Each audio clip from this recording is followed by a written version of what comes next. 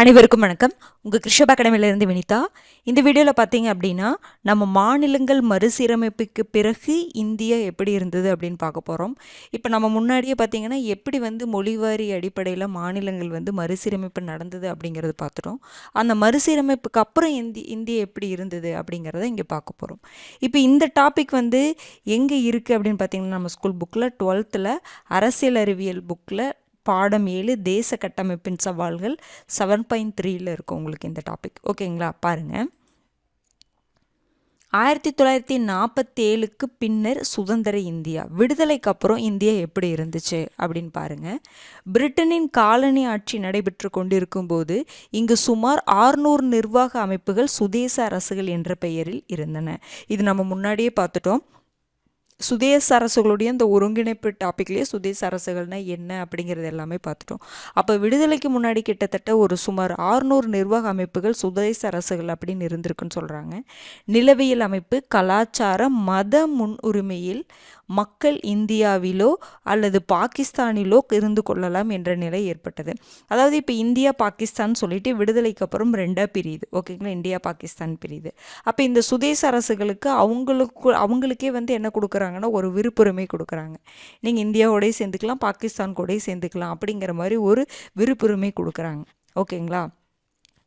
பாருங்கள். இதற்கிடையே பார்த்தீங்கன்னா பூட்டான் போன்ற சில நாடுகள்லாம் உருவாச்சுன்னு சொல்கிறாங்க. தற்போது உள்ள நிர்வாக அமைப்பு 1947க்கும் 1950க்கும் இடையே அமைக்கப்பட்டதுன்னு சொல்கிறாங்க. இதெல்லாம் நீங்கள் என்னென்னா சின்ன சின்ன பாயிண்ட்ஸை ஜஸ்ட்டு ரீட் பண்ணுற மாதிரி தான் இருக்கும். அடுத்தது பாருங்கள், ஒரு சில பகுதிகள், அதாவது மைசூர், ஹைதராபாத், போபால் ஆகியவை பிரிட்டிஷ் இந்தியாவில் இருந்தே தங்களது எல்லைகளை மாற்றம் செய்யாமல் அப்படியே என்ன பண்ணியிருந்தாங்க, தக்க வச்சுட்டு தான் இருந்தாங்க. ஆங்கிலேயர் காலத்திலிருந்தே மத மோதல்களுக்கு மத்தியில் விடுதலைக்கு பின்னர் இந்தியா 2 நாடுகளை, அதாவது இந்தியா மற்றும் பாகிஸ்தான் ஆகிய நாடுகள் உருவாவதை கண்டன. இந்திய விடுதலை காலனி ஆட்சிக்கு முடிவு கட்டி மாநிலங்கள் மறுசீரமைப்புக்கு வழிவகுத்தது. அப்போ இந்தியா அதாவது விடுதலை அடைகிற வரைக்கும் ஓகே. விடுதலை அடைஞ்சதுக்கப்புறம் நாடு 2ஆக பிரியுது. இந்தியா பாகிஸ்தான் அப்படின்னு சொல்லிட்டு 2ஆக பிரியுது. அதுக்கப்புறம் இந்தியாவுக்கு விடுதலை கிடைக்கிறது அப்படிங்கிறது காலனி ஆட்சிக்கு முடிவு கட்டினதுக்கப்புறம் அது என்னாச்சு அப்படின்னா மாநிலங்களுடைய மறுசீரமைப்புக்கு வழிவகுத்தது. நம்ம கஷ்டப்பட்டு போராடி விடுதலை வாங்கிட்டோம். அதுக்கப்புறம் அது என்ன பண்ணணும், மாநில மறுசீரமைப்பு பண்ணணும். அதுதான் பாருங்கள், இந்த காலனி ஆட்சிக்கு முடிவு கட்டி மாநிலங்கள் மறுசீரமைப்புக்கு இந்த இந்திய விடுதலை வழிவகுத்ததுன்னு சொல்கிறாங்க. இந்த மாநில மறுசீரமைப்பு பெரும்பாலும் எதன் அடிப்படையில் இருந்துச்சு அமைந்தது அப்படின்னு பார்த்தீங்கன்னா மொழி அடிப்படையில் தான் அமைந்தது. ஆனால் என்ன பண்ணுறாங்க, நிலவியல் அடிப்படையிலும் கலாச்சார அடிப்படையிலும் சில மாநிலங்கள் அமைஞ்சிருக்கு, நிலவியல் அடிப்படையிலையும் அமைஞ்சிருக்குன்னு சொல்கிறாங்க. ஃபுல்லாகவே மொழியான ஆணையங்கள், கடைசி அமைக்கப்பட்ட ஆணையங்கள் கூட ஆணையம் என்ன தான் சொல்லியிருப்பாங்க, மொழி அடிப்படையில் தான் மொழி அடிப்படையை மட்டும் நீங்கள் எடுத்துக்கூடாது, மற்ற நிலவியல் அடிப்படை, அரசியல், அந்த மாதிரி நிர்வாகம், அது எல்லாத்தையுமே அந்த அம்சங்களையும் எடுத்துக்கணும்னு சொல்லியிருப்பாங்க. பார்த்தீங்களா? அதன் அடிப்படையிலும் மாநிலங்கள் அமைஞ்சிருக்குதுன்னு சொல்கிறாங்க. அடுத்து பார்த்தீங்கன்னா, இவ்வாறு புதிய இந்தியா மறுகட்டமைக்கப்பட்டு மறுசீரமைப்பும் மேற்கொள்ளப்பட்டது. விடுதலை அப்போ இப்படி இருந்துச்சு, அதுக்கப்புறம் விடுதலை அடைஞ்சதுக்கப்புறம் மாநில மறுசீரமைப்பு பணிகள் மேற்கொள்ளப்பட்டதுன்னு சொல்கிறாங்க. இதனால் ஆட்சியும் நிர்வாகமும் எளிமைப்படுத்த மாநிலங்களாக பிரிச்சங்காட்டி என்னாச்சுன்னா நிர்வாகம், ஆட்சியும் நிர்வாகமும் ஈஸியாக பண்ணுற மாதிரி இருந்துச்சு, எளிமைப்படுத்தப்பட்டது. புதிதாக மறுசீரமைக்கப்பட்ட இந்தியா கலாச்சார பன்முகத்தன்மை, மொழிகள் மற்றும் உன்னத பாரம்பரியம் ஆகியவற்றை பராமரித்து வருகிறது. இது எல்லாத்தையுமே இங்கே பராமரித்து வருகிறதுன்னு சொல்கிறாங்க. இந்திய மக்களிடையே ஒற்றுமை உணர்வையும் இந்த நாடு நமது என்ற மனப்பாங்கினையும் ஊட்டுகின்ற பொறுப்பு இந்திய அரசாங்கத்திற்கு தான் உள்ளது. இப்படி வேறுபட்டு மாநிலங்கள் மொழி அடிப்படையில் பிரிஞ்சிருந்தாலுமே நம்ம மக்களுக்குள்ள ஒற்றுமை உணர்வையும், இந்த நாடு நம்மளுடைய நாடு தான், நம்ம ஒரு மாநிலமாக பிரிஞ்சிருந்தாலும் இந்த நாடு முழுதும் நம்மளுடைய நாடு தான் அப்படிங்கிற அந்த மனப்பான்கை ஊட்டுகின்ற பொறுப்பு யாருக்கு இருக்குங்க, இந்திய அரசாங்கத்திற்கு உள்ளதுன்னு சொல்கிறாங்க. விடுதலை இயக்கத்தின் போது மக்களை அணிதிரட்ட எதுங்க உதவுச்சு, நம்ம முன்னாடியே பார்த்தோம் பார்த்தீங்களா, மாநில அல்லது வட்டார மொழிகள் ஆற்றல் மிக்க சக்தியாக திகழ்ந்தன என்பதனை காங்கிரஸ் இயக்கம் கவனத்தில் எடுத்துக்கொண்டது. இதன் அடிப்படையில் தான் என்ன பண்ணியிருப்பாங்க, மொழி அடிப்படையிலையும் மாநிலங்களை பிரிச்சிருப்பாங்க. இது நம்ம முன்னாடி பார்த்த பாயிண்ட் தான் திரும்ப திரும்ப வரும். காலனி ஆட்சியில் இந்திய வரைபடமானது உள்ளூர் மொழிகள், வரலாறு மற்றும் கலாச்சார பன்மைத்துவ நிலப்பகுதியை கணக்கில் கொள்ளாது அமையப்பட்டிருந்தது. அப்போ காலனி ஆட்சியில் ஆங்கிலேயர் ஆட்சி பண்ணிட்டு இருக்கும் பொழுது நம்மளுடைய அந்த பகுதிகள் மாகாணங்கள்லாம் இதன் அடிப்படையில் உள்ளூர் மொழிகள் அடிப்படையிலையோ அந்தந்த பகுதிகளுக்கான வரலாறு அடிப்படையிலையோ நில ரீதியாகவோ கலாச்சார ரீதியாகவோ என்ன இல்லை பிரிக்கப்படலை. ஓகேங்களா? அது அவங்க பாட்டுக்கு ஏதோ ஒரு அவங்களுக்கு தேவை என்னது, நம்மளை ஆட்சி பண்ணணும், அடிமைப்படுத்தணும், அவங்க வந்து வியாபாரம் பண்ணணும், அதுதான் அவங்களுக்கு தேவையாக இருந்துச்சு.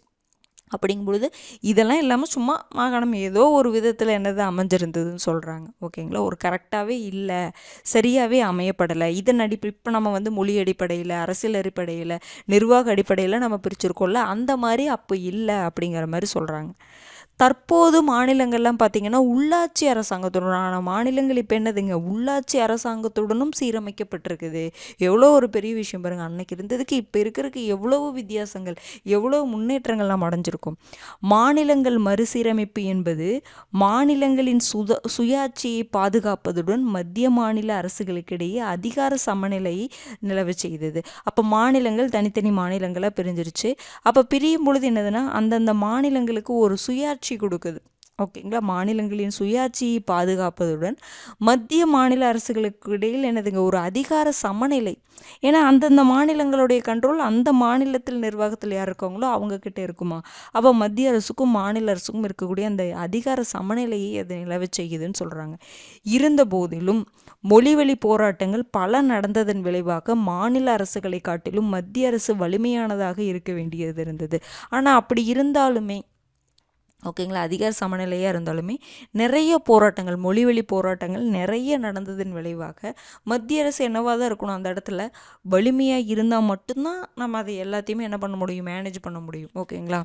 பாருங்கள், இதனால் தேச கட்டமைப்பு பணிகள் புதிய சோதனையை எதிர்கொண்டது. அப்போ இவ்வளோ போராட்டங்கள் நடக்குது, மக்களுடைய கோரிக்கைகளை ஏற்றுக்கொண்டு ஆகணும். அப்போ அந்தந்த மக்களுக்கு தகுந்த மாதிரி ஒரு தலைவர் வந்து வழி நடத்துவாங்க, அவங்களுடைய கோரிக்கைகளை ஏற்றுக்கொண்டு ஆகணும். அப்போ அது நிறைய ஒரு பிரச்சனை தானே. அப்போ எல்லாத்துடைய கோரிக்கைகளும் ஏற்று எல்லாத்துக்கும் சாதகமாக ஒரு தேசத்தை கட்டமைக்கணும் அப்படிங்கிறது எவ்வளோ ஒரு பெரிய கஷ்டம். தான் சொல்கிறாங்க. இதனால் தேச கட்டமைப்பு பணிகள் புதிய சோதனையை எதிர்கொண்டது. மாநிலங்கள் அதிக அதிகாரங்களுடன் சுயாட்சி அந்தஸ்துடன் தங்களின் மொழி, இனம், நில எல்லைகள், மொழியை அடிப்படையாக கொண்ட அரசியல் ஆகியனவற்றையே விரும்பின. அப்போ மாநிலங்கள் பொறுத்த வரைக்கும் அவங்க நம்ம எல்லாரும் என்ன எதிர்பார்க்குறோன்னா, நமக்கு சுயாட்சி அந்தஸ்து கொண்டதாக இருக்கணும். மொழி, இனம், நில எல்லைகள், மொழியை அடிப்படையாக கொண்ட அரசியல் தான் இங்கே இருக்கணும். அப்படி அதை தான் எல்லாருமே எதிர்பார்த்தாங்க அப்படிங்கிற மாதிரி சொல்கிறாங்க. ஓகேங்களா? அதிக அதிகாரங்கள் கொண்டதாக இருக்கணும் மாநிலங்கள் அப்படின்னு சொல்லிட்டு எல்லாருமே எதிர்பார்க்குறாங்க. ஜவஹர்லால் நேரு, சர்தார் வல்லபாய் பட்டேல் உள்ளிட்ட தலைவர்கள் தேச கட்டமைப்புக்கு வழிவகுத்தனர். இவங்க ஜவஹர்லால் நேரு, வல்லபாய் பட்டேல் நம்ம பார்த்தோம். அவர் தான் வந்து நிறைய சுதேச அரசுகளை வந்து ஒருங்கிணைச்சதில் ஒரு முக்கிய பங்கு வகித்தவர் அவர் தான் அப்படின்னு சொல்லி நம்ம பார்த்தோமா. அப்போ இவங்களாம் தான் தேச கட்டமைப்புக்கு வழிவகுத்தனர். நாடு பிரிவினையை தொடர்ந்து எழுந்த வேதனை மிக்க சூழ்நிலைகள் அவர்களுக்கு கடும் வழியை ஏற்படுத்தின. அப்போ நாடு ரெண்டாக பிரியுது, இந்தியா பாகிஸ்தான் அப்படின்னு சொல்லிட்டு ரெண்டாக பிரியுது. அப்போ அதனால் எவ்வளவு பிரச்சனை. நீங்கள் அந்த ரெண்டாக பிரியுது அப்படிங்கிறது நம்ம சாதாரணமாக ஒரு சென்டென்ஸில் சொல்லிட்டு போயிடுறோம். ஆனால் அது இங்கே இருக்கக்கூடிய சிறுபான்மையினர்கள் அங்கே போகிறதும், அங்கே இருக்கக்கூடிய சிறுபான்மையினர்கள் இங்கே வர்றதும், அந்த டைமில் ரொம்ப நீங்கள் அதெல்லாம் பார்த்தீங்கன்னா உங்களுக்கு தெரியும். அது அந்த இடத்துல எத்தனையோ மக்கள் இறந்துருப்பாங்க. அப்போ அவங்களுக்கு தங்குறதுக்கு வழி இல்லாமல் ரொம்ப அந்த அந்த ஒரு நீங்கள் தெரிஞ்சிருக்கும். அதாவது நீங்கள் கடைசியில் அந்த 1947 விடுதலைக்கு அப்புறம் எப்படி வந்து இந்த இந்தியா பாகிஸ்தான் பிரிஞ்சிச்சு பார்த்தீங்களா. அதுக்கப்புறம் மக்கள் எப்படி அங்கேயும் இங்கேயும் போனாங்க, செட்டில் ஆனாங்க அப்படிங்கிறத நீங்கள் கொஞ்சம் படித்து பாருங்கள். உண்மையாலுமே ரொம்ப கஷ்டமாக இருக்கும். அந்த இடத்துல ரொம்ப அந்த பிரிவினை அப்படிங்கிறது சாதாரணமாக சொல்ல முடியவே முடியாது. அதில் மக்கள் நிறையவே பாதிக்கப்பட்டாங்க. அதுதான் சொல்கிறாங்க, இந்த வேதனை மிக்க சூழ்நிலைகள் அவர்களுக்கு கடும் வழியை ஏற்படுத்தி என்ன சொல்கிறாங்க. நீங்கள் கிடைச்சா 1947 புக்கெல்லாம் இருக்கும் உங்களுக்கு, அதையெல்லாம் கூட நீங்கள் படிக்கலாம், ஃப்ரீ டைமில் படிக்கலாம். இப்போ வேணால் படித்து பாருங்கள் தெரிஞ்சுக்கணும்னு நினச்சிங்கன்னா. எனவே நாடு மேலும் துண்டாடப்படுவது மறுபடியும் ஏற்கனவே இவ்வளோ பிரச்சனை, மறுபடியும் இந்த மொழிவாரி அடிப்படையில் பிரித்து மதம் இன பிரச்சனையில் வந்துடக்கூடாது அப்படின்னு அவங்க ஆசைப்பட்டாங்க. ஏனெனில் மேலும் ஒற்றுமை கொண்ட நாட்டினை உருவாக்கும் கனவு கொண்டிருந்தன. நாடு தான் ரெண்டாக பிரிஞ்சிருச்சு, இருக்கிறவங்களாவது ஒற்றுமையாக இருக்கணும், மேலும் ஒற்றுமையாக இருக்கணும் அப்படிங்கிற மாதிரி யோசிச்சாங்க. எனவே மொழி, இனம், மதம் அடிப்படையில் மக்கள் மத்தியில் மேலும் பிரிவினையோ அடையாள பிரச்சனையோ உருவாகுவதை விரும்பவில்லை. அப்போ இன்னும் இந்த மொழி சார்ந்து, இனம் சார்ந்து, ஜாதி சார்ந்து, மதம் சார்ந்து இன்னும் பெரிய பிரச்சனை வரக்கூடாதுன்னு அவங்க நினைக்கிறாங்க. ஓகேங்களா? அப்போ அதையெல்லாம் யோசித்து என்ன பண்ணணும்? தேச கட்டமைப்பு பண்ணணும். உடனே பண்ணிட முடியாது, தேசத்தை கட்டமைச்சிட முடியாது. இதையெல்லாம் பார்க்கணும். ஏன்னா ஒரு சில விஷயங்கள் நம்ம பண்ணும் பொழுது ஒருத்தருக்கு சாதகமாக பண்ணும் பொழுது ஒரு சில விஷயங்கள் பண்ணும் பொழுது ஒருத்தருக்கு சாதகமாக போய் முடிஞ்சிடும். அப்போ இன்னொரு பிரிவினருக்கு அது என்ன ஆகும் அப்படின்னா கோபத்தை தூண்டும். அப்போ பிரச்சனை வரும், கிளர்ச்சி எழும். அப்போ அதெல்லாம் இல்லாமல் நம்ம ஒரு முடிவு எடுக்கணும் அப்படிங்கிற மாதிரி அவங்களுக்கு ஒரு பெரிய ஒரு சவால் தான். கடந்த கால அனுபவத்தின் அடிப்படைகளை கணக்கில் கொண்டு மறுசீரமைப்பு நடவடிக்கைகளை அவங்க என்ன பண்ணுறாங்க, மேற்கொள்கிறாங்க. இதெல்லாம் ஒரு கதை மாதிரி தாங்க இருக்கும். முன்பு காலனி ஆட்சிக்கு உட்பட்ட மாகாணங்கள் இன்று தனிச்சிறப்பு வாய்ந்த கலாச்சார அடையாளம், தனித்தன்மை வாய்ந்த மொழி, பொருளாதார, நிலவியல் அமைப்பு, அரசியல் மேம்பாடு, நிர்வாக வசதி பெற்ற மாநிலங்களாக அமைஞ்சிருக்கு. அன்னைக்கு காலனி ஆட்சிக்கு உட்பட்ட இருந்த மாகாணங்கள் இன்னைக்கு எப்படிங்க தனித்தனி கலாச்சார அடையாளம் கொண்டதாக, தனித்தன்மை வாய்ந்த மொழி, பொருளாதாரம், நிலவியல் அமைப்பு, மேம்பாடு, நிர்வாக வசதி இதையெல்லாம் கொண்டதாக இன்னைக்கு மாநிலங்கள் பிரிஞ்சிருக்கு அப்படிங்கிற மாதிரி சொல்கிறாங்க. அவ்வளோதான். இது கதை தான். நீங்கள் இதில் பெருசாக நோட்ஸ் எடுக்கிறதுக்கு ஒன்றுமே இல்லை. ஒரு லைட்டாக ஒரு டைம் கேட்டுக்கோங்க, அவ்வளோதான். முன்னாடி இப்படி இருந்துச்சு, மொழி அடிப்படையில் தான் பிரிஞ்சுது, நிலவியல் அடிப்படையிலும் கலாச்சார அடிப்படையிலும் பிரிச்சிருக்காங்க. அப்போ இது ஒரு பெரிய சவாலாக இருந்துச்சு. மொழி அடிப்படையிலோ இந்த தேசத்தை கட்டமைக்கிறது ஒரு மிகப்பெரிய சவாலாக இருந்துச்சு தலைவர்களுக்கு.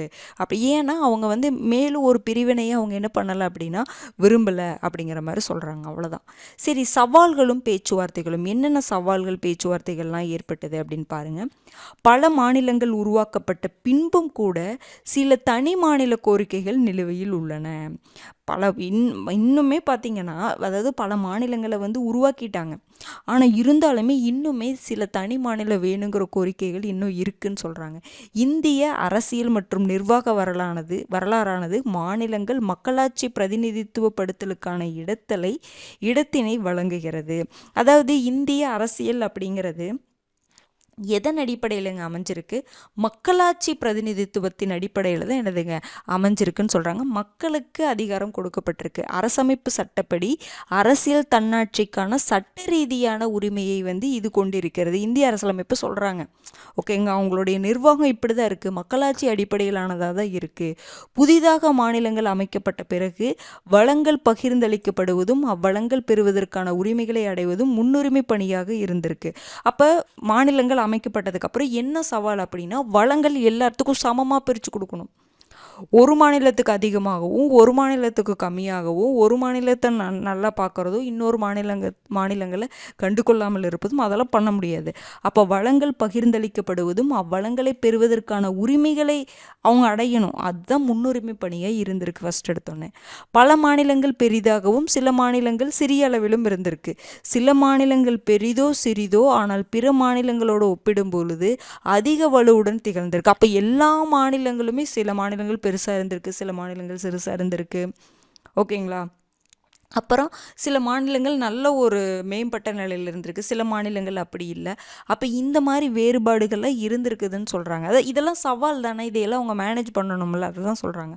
வளர்ந்த மாநிலங்களுக்கும் வளர்ச்சி குறைந்த மாநிலங்களுக்கும் இடையே சமநிலைப்படுத்துதலை மத்திய அரசு உறுதிப்படுத்த வேண்டியிருந்தது. அப்போ இத்தனை வேறுபாடுகள் மாநிலங்களை உருவாக்கிட்டாங்க, சரி, ஆனால் இந்த மாநிலங்களுக்குள்ள இவ்வளோ வேறுபாடுகள் இருக்குது.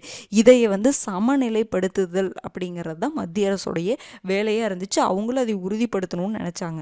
மாநிலங்களுக்கான முதலீடு செய்வது, வளர்ச்சி திட்டங்கள், வேலைவாய்ப்புகள் ஆகியவற்றில் முன்னுரிமையுடன் பாரபட்சமாக பகிர்வதன் மூலம் இச்சமநிலை உறுதி செய்யப்பட்டுவிட்டது. அப்போ பாரபட்சமற்று அப்போ முதலீடு செய்வது, வளர்ச்சி திட்டங்கள் இது எல்லாமே பாரபட்சமற்ற எல்லா மாநிலங்களுக்கும் கொடுக்கணும். அப்போ தான் சமநிலையை என்ன பண்ண முடியும், உறுதிப்படுத்த முடியும் அப்படிங்கிற மாதிரி சொல்கிறாங்க. இருந்தபோதும் மாநிலங்கள் பல அளவுகளில் இருப்பதால் பெரிய மாநிலங்கள் வளங்களை தங்கள் கட்டுப்பாட்டுக்குள் வைத்து கொள்ள முயலும் என்பதால் சிறிய மாநிலங்கள் வளங்களை அணுகும் உரிமைகளை பறிக்கப்படும் என சிறிய மாநிலங்கள் குரல் எழுப்பின. அதாவது மாநிலங்கள் ஆனால் இப்போ சமநிலையை உறுதிப்படுத்தணும் தான், அதுக்காக தான் போராடிட்டு இருக்கோம். ஆனால் இருந்தாலுமே சில மாநிலங்கள் எப்படிங்க, பெரிய மாநிலங்கள் என்ன பண்ணுது அப்படின்னா வளங்களை தங்கள் கட்டுப்பாட்டுக்குள்ளே வச்சு கொள்ளுவாங்க.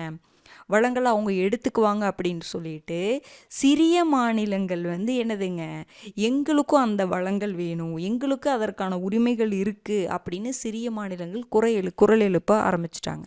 எல்லா வளங்களையும் பெரிய மாநிலங்களே எடுத்துக்குவாங்க, சிறிய மாநிலங்களுக்கும் அந்த உரிமை இருக்குது, அந்த வளத்தை பயன்படுத்தக்கூடிய உரிமை இருக்குது, எங்களுக்கு அது வேணும் அப்படின்னு சொல்லிட்டு சிறிய மாநிலங்கள் என்ன பண்ணுறாங்க, குரல் எழுப்ப ஆரம்பிச்சிட்டாங்க. அப்போ இது மாதிரி நிறைய பிரச்சனைகள் வருது. இதனால் ஒருவித வெறுப்புணர்ச்சி, பொருளாதார ஏற்றத்தாழ்வு, வளங்களை பயன்படுத்தி கொள்வதில் முறையற்ற தன்மை ஆகிய மனப்பான்மை மாநிலங்களுக்கிடையே உருவாகுது. அப்போ பிரச்சனை வருது, வேறுபாடு அந்த இடத்துல இருந்தாவே பிரச்சனை வரும். ஓகேங்களா? அப்போ வெறுப்புணர்ச்சி ஏற்படுது, பொருளாதார ஏற்றத்தாழ்வு ஏற்படுது. ஏன்னா பெரிய மாநிலங்கள் வளத்தை நிறைய வச்சுருக்காங்க, சிறிய மாநிலங்களுக்கு வளங்களே இல்லை. அப்படிங்கும் பொழுது பொருளாதார ஏற்றத்தாழ்வு வருது. அப்போ வளங்களை அந்த வளங்கள் பயன்பாடு அப்படிங்கிறது சமநிலையில் இல்லாத போது அது முறையற்ற தன்மையில் இருக்குது. ஓகேங்களா? சமமாக பிரித்து கொடுக்கப்படலை.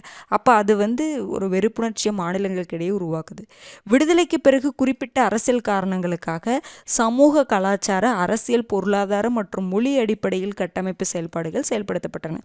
விடுதலைக்கு பிறகு என்ன பண்ணுறாங்க, எப்படி கட்டமைப்பு எதன் அடிப்படையில் செயல்படுத்தப்படுது, தேச கட்டமைப்பு சமூக, கலாச்சார, அரசியல், பொருளாதார மற்றும் மொழி அடிப்படையில் என்ன பண்ணுறாங்க, செயல்படுத்துகிறாங்க. ஏன்னா பிரிவினையை தூண்டிவிடக்கூடாது, பிரிவினையை தூண்டி விடுற மாதிரி ஒரு கட்டமைப்பு நடந்துடக்கூடாது. மறுகட்டமைப்பு ஏற்பாடுகள் மொழி அடிப்படையில் மட்டும் செய்யப்படலை. திரும்ப திரும்ப நம்ம பார்த்த பாயிண்ட் தான், மறுகட்டமைப்பு மொழி அடிப்படையில் மட்டும் செய்யப்படலை. ஏன்னா பிரிவினையை வந்துரும்ல. அப்போ பாருங்கள், ஏனென்றால் இது தேச ஒருமைப்பாடு வழியில் இந்தியா வந்து நிற்குது. சில மொழிகள் மற்ற மொழிகளை காட்டிலும் சிறப்பு நிலையில் இருந்தது. இது மற்ற மொழிகள் பேசும் மக்களிடையே ஆதிக்கம் செய்யும் நிலையே இருந்தது. அதாவது மறுகட்டமைப்பு அப்படிங்கிறது மொழி அடிப்படையில் மட்டும் செய்யலை. இதுக்கு காரணம் என்ன சொல்கிறாங்கன்னா, மொழி அடிப்படையில் பண்ணாங்கன்னா ஒரு சில மொழி இன்னொரு சில மொழிகளை ஆதிக்கம் செலுத்தக்கூடிய நிலைக்கு வந்துடும். அப்போ பிரச்சனை வரும், மொழி பிரச்சனை வரும், அந்த மாதிரி சொல்கிறாங்க. ஆகவே மாநில கட்டமைப்பு நடவடிக்கைகளுக்கு மொழியை அடிப்படையாக கொள்வது குறித்த விவாதங்கள் நடைபெற்றன. அப்போ இந்த மாதிரி பிரச்சனையில் வரல, மொழி அடிப்படையில் பண்ணால் இந்த மாதிரி பிரச்சனையில் வரும்னு சொல்கிறாங்க. அப்போ இதுக்காக விவாதங்கள்லாம் நடத்துகிறாங்க. தேசிய அடையாள மற்றும் மொழி கலாச்சார அடையாளங்களுக்கிடையே உள்ள நிலை பற்றி விவாதங்கள் நடைபெற்றன. அசாமின் போடோவும் கர்நாடகா கூர்கும் இதற்கு உதாரணமாக கூறலாம். அதாவது என்ன சொல்கிறாங்க அப்படின்னா, இந்த மாதிரி மொழி அடிப்படையில் வந்து மாநிலங்களை பிரித்தா இந்த மாதிரி பிரிவினை ஏற்படும். ஓகேங்களா? பெரிய மாநிலங்கள், சிறிய மாநிலங்கள் அப்படிங்கிற வேறுபாடு வந்துடும். அப்போ இந்த மாதிரி அதனால் என்ன பண்ணுறாங்கன்னா, இவங்க ஒரு மொழி இன்னொரு மொழியை ஆதிக்கம் செய்யலாம். அப்படிங்கும் பொழுது என்ன பண்ணுறாங்கன்னா, இதை பற்றி விவாதிக்கிறாங்க. ஓகேங்களா? அப்போ விவாதங்கள் எதை பற்றி நடைபெற்றதுன்னு சொல்கிறாங்க, தேசிய அடையாளம் மற்றும் மொழி கலாச்சார அடையாளங்களுக்கு இடையே உள்ள நிலை பற்றி என்ன பண்ணுறாங்க, விவாதிக்கிறாங்க. ஒரே மொழி பேசும் 2 மாநிலம் அருகருகே இருந்தாலும் அம்மாநிலங்களில் இருந்த சாதி, மத மற்றும் இன வேறுபாடுகள் தேசிய அடையாளம் பெறுவதற்கு பிரச்சனையாக இருக்கும். சரி பரவாயில்ல, ஒரு ரெண்டு மாநிலம் இருக்குது, இந்த மாநிலம்லேயும் இந்த மாநிலம் 2 மாநிலம்லேயும் ஒரே மொழியில் பேசினாலுமே சரி, அப்போ வேறுபாடு இல்லாமல் இருக்குமேன்னு பார்த்தா வேறு பிரச்சனை என்ன வருது, சாதி, மத, இன வேறுபாடுகள் இவங்களுக்குள்ளே இருக்குது. அப்போ இதுவும் ஒரு தேசிய அடையாளம் பெறுவதில் பிரச்சனையாக இருக்குது. சரி, மொழி பிரச்சனை சரி பக்கத்தில் ஒரே மொழி பேசக்கூடிய மாநிலங்களை நம்ம வச்சுக்கிட்டால் பிரச்சனை தீந்துருமான்னு பார்த்தா அதுவும் பண்ண முடியாது. வேறுபாடுங்கிறது எப்படி வேணாலும் வேறுபடுத்தி பார்ப்பாங்க. கடைசியில் சாதி ஃபஸ்ட்டு மொழி வேறுபாடு பார்க்க மாட்டாங்கன்னு சொல்லி ஒரே மொழியாக இருந்தால் சாதி மத வேறுபாடு பார்ப்பாங்க. சரி, மதம் ஒரே மதமாக இருக்குதுன்னு பார்த்தா மதத்துக்குள்ளே சாதி வேறுபாடுகள் இருக்குது, அதை பார்ப்பாங்க. அந்த உட்பிரிவுகள் இருக்குல்ல, அதை பார்ப்பாங்க. சரி, அப்படியே உள்ளே போனாலும் இன வேறுபாடுகள் இருக்கும், அதை பார்ப்பாங்க. இப்போ இந்த மாதிரி வேறுபாடுகள் ஒரு பெரிய பிரச்சனையாகவே இருக்குதுன்னு சொல்கிறாங்க. எனினும் 1950ஆம் ஆண்டு 14 மொழிகள் அங்கீகரிக்கப்பட்டது, இதெல்லாம் படிச்சிருப்போம். பிறகு 22 மொழிகள் ஏற்றுக்கொள்ளப்பட்டது. நம்ம மொழிகள் அலுவலக மொழிகள்னே ஒரு டாபிக் நம்ம தனியாக பார்த்துருப்போம், எல்லாம் படிச்சிருப்பீங்கன்னு நினைக்கிறேன். இது மொழி கலாச்சார சமுதாயங்களின் இடையே அரசியல் அடையாள கோரிக்கைகள் அதிகரித்து வருவதை காட்டுகிறது அப்படிங்கிற மாதிரி சொல்கிறாங்க. ஓகேங்களா? இதெல்லாம் லைட்டாக ரீட் பண்ணிக்கோங்க. இப்போ நான் சொல்கிறத கேட்டுக்கிட்டாவே போதும், இதில் நோட்ஸ் எடுக்கிறது ஒன்றுமே இல்லை, நீங்கள் ரீட் பண்ணிக்கோங்க. அதாவது இவங்களுக்கு பிரச்சனை, மொழி அடிப்படையில் பிரிவினை அப்படிங்கிறது பிரச்சனை ஏற்படுத்தும். இந்த மாதிரி சவாலாக இருக்குது, மக்களுக்குள்ளே அடிச்சுக்கிட்டே என்ன பண்ண முடியும் சொல்லுங்கள் பார்க்கலாம். அடுத்தது எல்லைகள். விடுதலைக்கு முன்பு இந்த நாடு எப்படிங்க இருந்துச்சு? மாகாணங்கள், சுதேச அரசுகள், ராஜதானிகள் அப்படிங்கிற மாதிரி தானே பிரிக்கப்பட்டிருந்தது விடுதலைக்கு முன்னாடி. மாநிலங்கள் அமைப்பு அறிவிக்கப்பட்டவுடன் அதன் எல்லைகள் குறித்து விவாதிக்கப்பட்டன. அப்போ என்னன்னா, விடுதலைக்கு முன்னாடி இப்படி இருந்துச்சு, சரி மாநிலங்களை இப்போ மறுசீரமைப்பு பண்ணணும்னு பார்த்தோம். அப்போ மறுசீரமைப்பு பண்ணும்பொழுது அதனுடைய எல்லைகள் குறித்து விவாதிக்கப்படுது. குறிப்பாக கர்நாடகா மற்றும் மகாராஷ்டிரா மற்றும் குஜராத்து, ஹரியானா மற்றும் பஞ்சாப், ஒரிசா மற்றும் மேற்கு வங்கம், ஆந்திர பிரதேசம் மற்றும் சென்னை மாகாணம் ஆகியவற்றுக்கிடையே எல்லைகள் குறித்து பேச்சு. அப்போ இந்த மாநிலம் இப்போ பார்த்தீங்கன்னா சென்னை மாகாணத்தில் இருந்து தான் ஆந்திர பிரதேசத்தை பிரித்தாங்க. அப்போ இவங்களுக்குள்ள எல்லை பற்றி விவாதிக்கிறாங்க. அப்புறம் கர்நாடகா, மகாராஷ்டிரா, குஜராத் இவங்களுக்குள்ள எல்லைகளை பற்றி இது பண்ணுறாங்க. ஹரியானா, பஞ்சாப்க்கு எல்லைக்குள்ள, ஒரிசா, மேற்கு வங்கத்துக்குள்ள எல்லை பற்றி விசாரிக்கிறாங்க. ஆகியவற்றிற்கிடையே எல்லைகள் குறித்து பேச்சுவார்த்தைகள் என்னதுங்க நடத்தப்படுது. நம்ம எப்படி பிரித்தாங்க, எந்த வருஷம் அப்படிங்கிறதுல பார்த்துட்டோம். சொல்கிறேன் பாருங்கள். அடுத்தது பாருங்கள். பல்வேறு வேறுபாடுகளை தாண்டி மொழியால் ஆதிக்கம் செலுத்தக்கூடிய சமுதாயங்கள் தங்களுக்கான தனித்த பிராந்திய மற்றும் கலாச்சார வடிவங்களை என்ன பண்ணுறாங்கன்னா வலியுறுத்துகிறாங்க. ஓகேங்களா?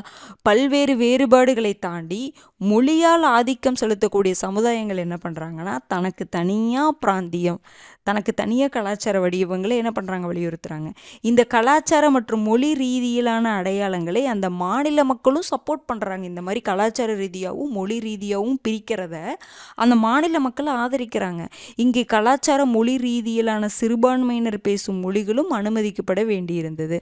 அப்போ என்னன்னா அந்த மாநிலத்துக்குள்ள சிறுபான்மையினர் அப்படின்னு என்னதுங்க, அப்போ அங்கே இருக்கக்கூடிய இப்போ மொழிகள் ஒரு என்ன சொல்ல, சிறுபான்மையினர் அப்படின்னு என்ன சொல்லாங்க, சிறுபான்மையினர் மொழி அப்படின்னு நம்ம என்ன சொல்லலாம் அப்படின்னா, ஒரு இடத்துல அதிகமாக ஒரு மொழி பேசப்படும், அவங்கள நம்ம பெரும்பான்மையினர் அப்படின்னு சொல்லுவோம். அந்த இடத்துல கொஞ்சமாக ஒரு சில இடத்துல மட்டும் அந்த மொழி பேசப்படுதுன்னா அது சிறுபான்மையின மொழின்னு சொல்லுவோம். சிறுபான்மையினர் மக்களுக்கும் அதை தான் சொல்லுவோம். ஒரு பகுதியில் ஒரு எந்த மதம் ஜாஸ்தியாக இருக்குதோ அவங்க பெரும்பான்மையினர் மதம் அங்கே சொல்லுவோம். அங்கே சிறுபான்மையினர் மதம் அப்படின்னு யாரை சொல்லுவோம் அப்படின்னா, அங்கே யார் ரொம்ப கம்மியாக இருக்கவங்களோ அவங்க சிறுபான்மையினர் மதம்னு சொல்லுவோம். அப்போது இந்த ஒரு மொழி அடிப்படையிலையும் கலாச்சார அடிப்படையிலும் ஒரு மாநிலம் பிரிக்கிறாங்க அப்படின்னா அந்த மொழியினர் மட்டும்தான் அங்கே அனுமதிக்கணும்ட்டு இல்லை, சிறுபான்மையினர் பேசும் மொழிகளும் அங்கே அனுமதிக்கப்பட வேண்டியது இருந்தது. அதுவும் அவங்க பண்ணணும். அதுக்காக சிறுபான்மையினர் பேசக்கூடிய அந்த மொழிகளையோ இல்லை சிறுபான்மையினரையோ என்ன பண்ண முடியாது, அனுப்ப முடியாது. அவங்களையும் அங்கே அனுமதிக்கப்பட வேண்டியதுதான் இருந்தது. எதிர்பார்க்கப்பட்டதை போல மொழி அடிப்படையில் அமைந்த பெரும்பான்மை சமூகம் மொழி சிறுபான்மை சமூகத்தின் மீது நிர்வாகம், கல்வி, வேலைவாய்ப்பு, நீதி மற்றும் பொருளாதார துறைகளில் ஆதிக்கம் செலுத்தியதன் மூலம் பெரும்பான்மை சமுதாய மக்கள் ஆதிக்கம் செலுத்தினர். இந்த பிரச்சனை இருந்துச்சு. அப்போ ஒரு பகுதியில் யார் பெரும்பான்மையினராக இருக்காங்களோ அவங்க என்ன பண்ணுறாங்க, சிறுபான்மையினரை என்ன பண்ணுறாங்க, ஆதிக்கம் செலுத்துகிறாங்க. சிறுபான்மையினரை நம்ம அனுமதிக்காமல் இருக்க முடியாது, எல்லா இடத்துலையும் எல்லாரும் தான் இருப்பாங்க. ஆனால் பெரும்பான்மையினர் என்ன பண்ணுறாங்க, சிறுபான்மையினர் என்ன பண்ணுறாங்க, ஆதிக்கம் செலுத்துகிறாங்க. இது மத ரீதியாகவும் மொழி ரீதியாகவும் சாதி ரீதியாகவும் எல்லாத்துக்கும் இதுதான் இன்றைக்கி இருக்கக்கூடிய பிரச்சனையே. இதுதான் எல்லாரையும் மனிதர்களாக அணுகக்கூடிய ஒரு மனநிலை இன்னும் வந்துருச்சான்னு கேட்டால் இன்னும் இல்லவே இல்லை. எல்லாரையும் சமம் அப்படிங்கிற ஒரு விஷயம், சமம் அப்படிங்கிற ஒரு எண்ணம் எல்லாத்துக்கும் இன்னும் வரவே இல்லை. அதுதான் உண்மை. ஓகேங்களா? யார் பெரும்பான்மையினராக இருக்காங்களோ அங்கே என்ன பண்ணுறாங்க, ஆதிக்கம் அவங்க செலுத்திட்டு தான் இருக்கிறாங்க. இதை மறுக்கவே முடியாத உண்மை. ஓகேங்களா? அப்போ அன்னைக்கு இப்போ இன்றைக்கே எப்படி இருக்குன்னா அன்னைக்கு எப்படி இருந்திருக்கு நீங்கள் யோசிச்சு பாருங்கள். கலாச்சார ஆதிக்கமின்மை, மேம்பாடு குறித்த பிரச்சனைகள் மற்றும் வட்டார சமத்துவமின்மை ஆகிய தீர்க்கப்பட வேண்டிய இதெல்லாம் தீர்க்கப்படணும். இத்தனை பிரச்சனை இருக்குது, இத்தனை சமத்துவமின்மை இருக்குது, கலாச்சார ஆதிக்கத்தன்மை இருக்குது, மொழி ஆதிக்கத்தன்மை இருக்குது. இந்த பிரச்சனையெல்லாம் முதல்ல தீர்க்கணும். மாநிலங்கள் அனைத்து பகுதி மக்களின் ஒட்டுமொத்த வளர்ச்சிக்கு நிரந்தரமான யுக்தியை கையாள வேண்டியது இருந்தது. எல்லாத்துக்குமே, எல்லா மக்களுக்குமே ஒரு அவங்களுடைய ஒட்டுமொத்த வளர்ச்சிக்கு ஒரு யுக்தியை கையாள வேண்டிய நிலையில் மாநிலங்கள் இருந்தாங்க. அரசாங்கம் இதனை நீக்க சீரான ஒற்றைத்தன்மை ஏற்படுத்தும் முயற்சிகளில் ஈடுபட்டதில் மேல்தட்டு மக்கள், சாதாரண பொதுமக்கள் என இரு பிரிவுகள் தோன்றிவிட்டன. அதாவது அரசாங்கத்தை பொறுத்த வரைக்கும் ஒட்டுமொத்த மக்களுடைய அந்த வளர்ச்சிக்கு தான் பாடுபடணும்னு அப்படின்னு நினைக்கும் பொழுது ரெண்டாக பிரிஞ்சுட்டாங்க. மேல்தட்டு மக்கள், சாதாரண பொதுமக்கள் அப்படின்னு சொல்லிட்டு இரு பிரிவுகள் தோன்றிடுச்சு. ஓகேங்களா? இதெல்லாம் இந்த மாதிரி சவால்கள்லாம் அவங்களுக்கு இருந்துச்சு. ஓகேங்களா? மொழி கலாச்சார ஆதிக்கத்தன்மை வந்துருச்சு. அதுக்கப்புறம் பார்த்திங்கன்னா மேல்தட்டு மக்கள் சாதாரண பொதுமக்கள் அப்படின்னு சொல்லிட்டு 2 பிரிவாக பிரிஞ்சுட்டாங்க. அப்போ எல்லாத்துக்கும் சாதகமாக ஒரு தேச கட்டமைப்பு பண்ணணும். இது ஒரு மிகப்பெரிய சவாலாக உங்களுக்கு இருந்திருக்கு. ஓகேங்களா. அடுத்தது மண்டல கட்சிகளுடைய தோற்றம். நாடு முழுவதும் மண்டல கட்சி அந்தந்த மண்டலத்துக்கு கட்சிகள் தோன்றது. ஏனென்றால் தங்களின் சொந்த மண்ணின் மீதான விசுவாசமும் மண்டல அடிப்படையிலான அடையாள இயக்கங்களும் இத்தகைய மண்டல கட்சிகள் உருவாகுவதற்கு காரணங்களாக அமைந்தன. அதாவது என்னன்னா, அந்தந்த பகுதிக்கு ஒரு கட்சி தோன்றும் போது மக்கள் அந்த இதை ரொம்ப நம்புவாங்க. தங்கள் மண்ணில் இருக்கக்கூடியவங்கள நம்ம அவங்க நம்புவாங்களா தான். ஏனென்றால் தங்களின் சொந்த மண்ணின் மீதான விசுவாசமும் மண்டல அடிப்படையிலான அடையாள இயக்கங்களும் இத்தகைய மண்டல கட்சிகள் உருவாகுவதற்கு காரணமாக அமைந்தது. என்ன காரணம்னு பார்த்து வச்சுக்கோங்க. பெரும்பாலான கட்சிகள் உள்ளூர் அளவில் பலம் பெற்றன. மண்டல கட்சிகளின் தொடக்கம் மத்திய அரசாங்கத்திற்கு ஒரு பெரும் சவாலாக தான் இருந்திருக்கு. ஏனென்றால் பிரச்சனைகளின் ஆணிவேர் நாடு முழுவதும் ஒரே விதமாக இல்லை. அப்போ கட்சிகள் அங்கங்கே தொடங்க ஆரம்பிச்சிட்டாங்க. அப்போது மத்திய அரசாங்கத்திற்கு இது ஒரு பெரிய பிரச்சனையாக தான் இருந்திருக்கு. ஏன்னா ஒவ்வொரு பகுதியிலையும் பிரச்சனை அப்படிங்கிறது ஒரே மாதிரி இல்லை வேறு வேறு மாதிரி இருந்துச்சு. அப்போ அங்கங்கே மண்டல கட்சிகள் தோண்டியிருக்காங்க. அப்போ எல்லாத்தையும் சமாளிக்க வேண்டியதாக இருந்துச்சு. ஓகேங்களா. அடுத்தது பாருங்கள், மாநிலங்கள் உருவாக்கம். அண்மைக்கால பொருத்தப்பாட்டில் ஒரு மாநிலத்தின் குறிப்பிட்ட நிலப்பகுதியை பிரிப்பதன் மூலம் நாடாளுமன்றம் புதிய மாநிலங்களை உருவாக்க முடியும்.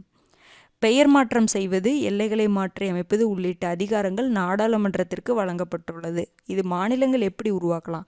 அதாவது ஒரு மாநிலத்தை என்ன பண்ணலான்னா பிரித்து நாடாளுமன்றம் என்ன பண்ணலாம், புதிய மாநிலத்தை உருவாக்கலாம். அதையும் அப்படிதான் உங்களுக்கு ஆந்திர பிரதேசம் 2014 ஒரு மாநிலத்தை பிரித்து என்னவா உருவாக்கினாங்க, 2 மாநிலமாக உருவாக்கினாங்க. அதே மாதிரி ஜம்மு காஷ்மீர் மாநிலத்தை 2 யூனியன் டெரிட்டரியாக உருவாக்குனாங்க. அதுக்கு அந்த உருவாக்கக்கூடிய அதிகாரம் யாருக்கு தாங்க இருக்குது? நாடாளுமன்றத்துக்கு தான் இருக்குது. இதெல்லாம் நம்ம அடிக்கடி முன்னாடியே பார்த்துட்டோம். அப்போ ஒரு மாநிலத்துடைய பெயர் மாற்றம் செய்கிறதும் சரி, எல்லைகளை மாற்றி அமைப்பது, அதனுடைய எல்லைகள் மாற்றி அமைப்பது, புதிய மாநிலங்களை உருவாக்குது, இது எல்லாத்துக்குமே அதிகாரம் யாருக்கிட்ட தான் இருக்குது? நாடாளுமன்றத்துக்கிட்ட தான் இருக்குது. என்னதான் மாநில சம்மந்தமாக அவங்க முடிவெடுக்கிறாங்களா இருந்தாலும் அதை மாற்றக்கூடிய அதிகாரம் நாடாளுமன்றத்துக்கு தான் இருக்குது. இப்போ பார்த்தீங்கன்னா ஒரு மாநிலத்துடைய பெயர் இப்போ மாற்றம் பண்ணாங்க. எந்த மாநிலம்? கேரளாவை கேரளம் சொல்லிட்டு மாற்றம் பண்ணாங்க. நாடாளுமன்றம் தான் மாற்றம் பண்ண முடியும். இவங்க தீர்மானம் நிறைவேற்றி எங்களுக்கு கேரளம் தீர்மானம் நிறைவேற்றி அனுப்புகிறாங்க. அப்புறம் என்ன பண்ணுறாங்க, நாடாளுமன்றம் மாற்றுறாங்க. எப்படி மாற்றம் பண்ணுறாங்க அப்படிங்கிறத பார்க்கலாம். இருந்தாலும் இவை நாடாளுமன்றத்தின் முன்வரைவு மூலம் நிறைவேற்றப்பட்டு குடியரசுத் தலைவருடைய ஒப்புதலை பெற வேண்டும். குடியரசுத் தலைவர் என்ன பண்ணணும்? ஒப்புதல் தரணும். ஓகேங்களா. இது தொடர்புடைய ஃபஸ்ட்டு என்ன பண்ணணும்னா, இந்த நாடாளுமன்றத்தில் இப்போ நாடாளுமன்றத்துக்கு தான் ரைட்ஸ் இருக்குது. ஓகேங்களா. அப்போ நாடாளுமன்றம் என்ன பண்ணணும் அப்படின்னா, இதை அங்கே தீர்மானமாக கொண்டு வரணும் அப்படின்னா குடியரசுத் தலைவருடைய ஒப்புதல் ஃபஸ்ட்டு முன் அனுமதி வேணும். குடியரசுத் தலைவர் முன் அனுமதி, சரி இவங்களுக்கு நீங்கள் பெயர் மாற்றம் பண்ணுங்கள், இவங்களுடைய எல்லைகள் மாற்றுங்க, மாநிலங்கள் மாற்றுறதுக்கு தீர்மானம் கொண்டு வாங்க அப்படின்னு சொல்லிட்டு அந்த தாக்கல் பண்ணுவாங்கல்ல, மசோதாவை அங்கே தாக்கல் பண்ணுவாங்கல்ல, அப்போ என்ன பண்ணணும்னா குடியரசுத் தலைவருடைய முன் அனுமதி வேணும். இது தொடர்புடைய மாநில அரசாங்கத்தின் கருத்துகளும் அந்த மாநில அரசாங்கத்தின் சட்டமன்ற தீர்மானமும் ஏற்றுக்கொள்ளப்படுகிறது. மாநில அரசாங்கம் இது தொடர்பாக முன்வரைவு நிறைவேற்றி குடியரசுத் தலைவரின் ஒப்புதலுக்கு அனுப்பும் பொழுது குடியரசுத் தலைவர் இது தொடர்பான தனி முன்வரைவு ஒன்றினை நாடாளுமன்றத்தில் இயற்ற பரிந்துரை செய்வார். அப்போது ஃபஸ்ட்டு நாடாளுமன்றம் குடியரசுத் தலைவர்கிட்ட கேட்குறாங்கல்ல, குடியரசுத் தலைவர் என்ன பண்ணுவாராமா, ஒப்புதல் தருவதற்கு முன்னாடி நாடாளுமன்றத்துக்கு சரி இதை பண்ணுங்கன்னு ஒப்புதல் தர்றதுக்கு முன்னாடி இவர் என்ன பண்ணுவார், இது தொடர்பாக கருத்துக்களை மாநில அரசாங்கத்துக்கிட்ட கேட்டு அனுப்புவாங்க. ஓகேங்களா, கேட்டு அனுப்புவாங்க. அப்போ மாநில அரசாங்கம் என்ன பண்ணுவாங்கன்னா ஒரு முன்வரைவு நிறைவேற்றி குடியரசுத் தலைவருடைய ஒப்புதலுக்கு அனுப்பும் பொழுது குடியரசுத் தலைவர் என்ன பண்ணுவார், நாடாளுமன்றத்துக்கு சரி நாடாளுமன்றத்தில் இதை இயற்றுங்க அப்படின்னு சொல்லிட்டு என்ன பண்ணுவார், பரிந்துரை பண்ணுவார். ஓகேங்களா. பிறகு நாடாளுமன்றத்தில் முன்வரைவு இயற்றி தனக்கு அனுப்பப்படும் போது குடியரசுத் தலைவர் என்ன பண்ணுவார், ஒப்புதல் அளிப்பார். பின்பு தான் புதிய மாநிலங்கள் உருவாக்கும். இது நான் ஒரு சிம்பிளாக சொல்கிறேன் பாருங்கள். ஒன்றுமே இல்லைங்க, ஒரு மாநிலமாக உருவாக்கணும். ஓகேங்களா, ஒரு மாநிலத்தை உருவாக்கணும் அப்படின்னா ஃபஸ்ட்டு இதுக்கு ரைட்ஸ் யாருக்கு இருக்குன்னா பார்லிமெண்ட்டுக்கு தான் இருக்குது. பார்லிமெண்ட்டு இதை பண்ணணும்னா இது என்ன பண்ணணும், பார்லிமெண்ட்டு பிரசிடெண்ட்டுக்கிட்ட முன் அனுமதி வாங்கணும். ஓகேங்களா? அந்த ஒரு பெயர் மாற்றம் பண்ணுறாங்க, ஒரு மாநிலத்துடைய எல்லை மாற்றம் பண்ணுறாங்க, இல்லை புதிய மாநிலத்தை உருவாக்குறாங்க அப்படின்னா பார்லிமெண்ட்டுக்கு தான் அதிகாரம் இருக்குது. ஆனால் பார்லிமெண்ட்டு பிரசிடெண்ட்டுக்கிட்ட ஒரு முன் அனுமதியை வாங்கணும். ஓகேங்களா? அப்போ இந்த முன் அனுமதி வாங்குறதுக்காக பார்லிமெண்ட் ஒரு கருத்து சொல்கிறாங்கன்னு வச்சுக்கோங்க. எங்களுக்கு முன் அனுமதி தாங்க அப்படின்னு சொல்கிறாங்கன்னா, இந்த பிரசிடெண்ட் என்ன பண்ணுவார்னா, அந்த பர்டிகுலர் மாநிலத்துக்கு எந்த மாநிலத்துடைய பெயர் மாற்றம் பண்ணமோ அந்த மாநிலத்துக்கு என்ன பண்ணுவாங்க, இல்லை புதிய மாநிலம் உருவாக்கணும்னா அவங்களுக்கு அனுப்புவாங்க. அவங்க என்ன பண்ணுவாங்க, மாநில அரசாங்கம் இது தொடர்பாக ஒரு முன்வரைவு நிறைவேற்றி என்ன பண்ணுவாங்க, குடியரசுத் தலைவருடைய ஒப்புதலுக்கு அனுப்புவாங்க. இதுக்கு அவங்க என்ன அவங்களுடைய கருத்துக்களை கேட்டு தான் பிரசிடெண்ட் வந்து அனுப்புவாங்க. ஓகேங்களா? அப்போ இவங்க என்ன பண்ணுவாங்க, தன்னுடைய கருத்துக்களை சொல்லி என்ன பண்ணுவாங்க, ஒரு முன்வரைவை இயற்றி பிரசிடெண்ட்டுக்கு அனுப்புவாங்க. பிரசிடெண்ட்டு இவங்க சொல்கிறத கண்டிப்பாக ஏற்றுக்கணும் அப்படின்ட்டுலாம் கிடையாது. இவங்க சில கருத்துக்கள்லாம் சொல்லியிருக்கலாம், மாற்றப்படுத்தி சொல்லியிருந்திருக்கலாம், இல்லை என்ன வேணாலும் சொல்லியிருக்கலாம். இதை பிரசிடெண்ட் வந்து ஏற்றுக்கணுன்ட்டுலாம் கிடையாது. ஆனால் ஒரு கிட்டத்தட்ட ஏற்றுக்குவாங்க, அந்த மாதிரி தான் இருக்கும். ஓகேங்களா? அப்போ என்ன பண்ணுவாங்கன்னா பிரசிடெண்ட்டுக்கு அனுப்புவாங்க. தன்னுடைய கருத்துக்களை என்ன பண்ணுவாங்க, பிரசிடெண்ட்டுக்கு அனுப்புவாங்க.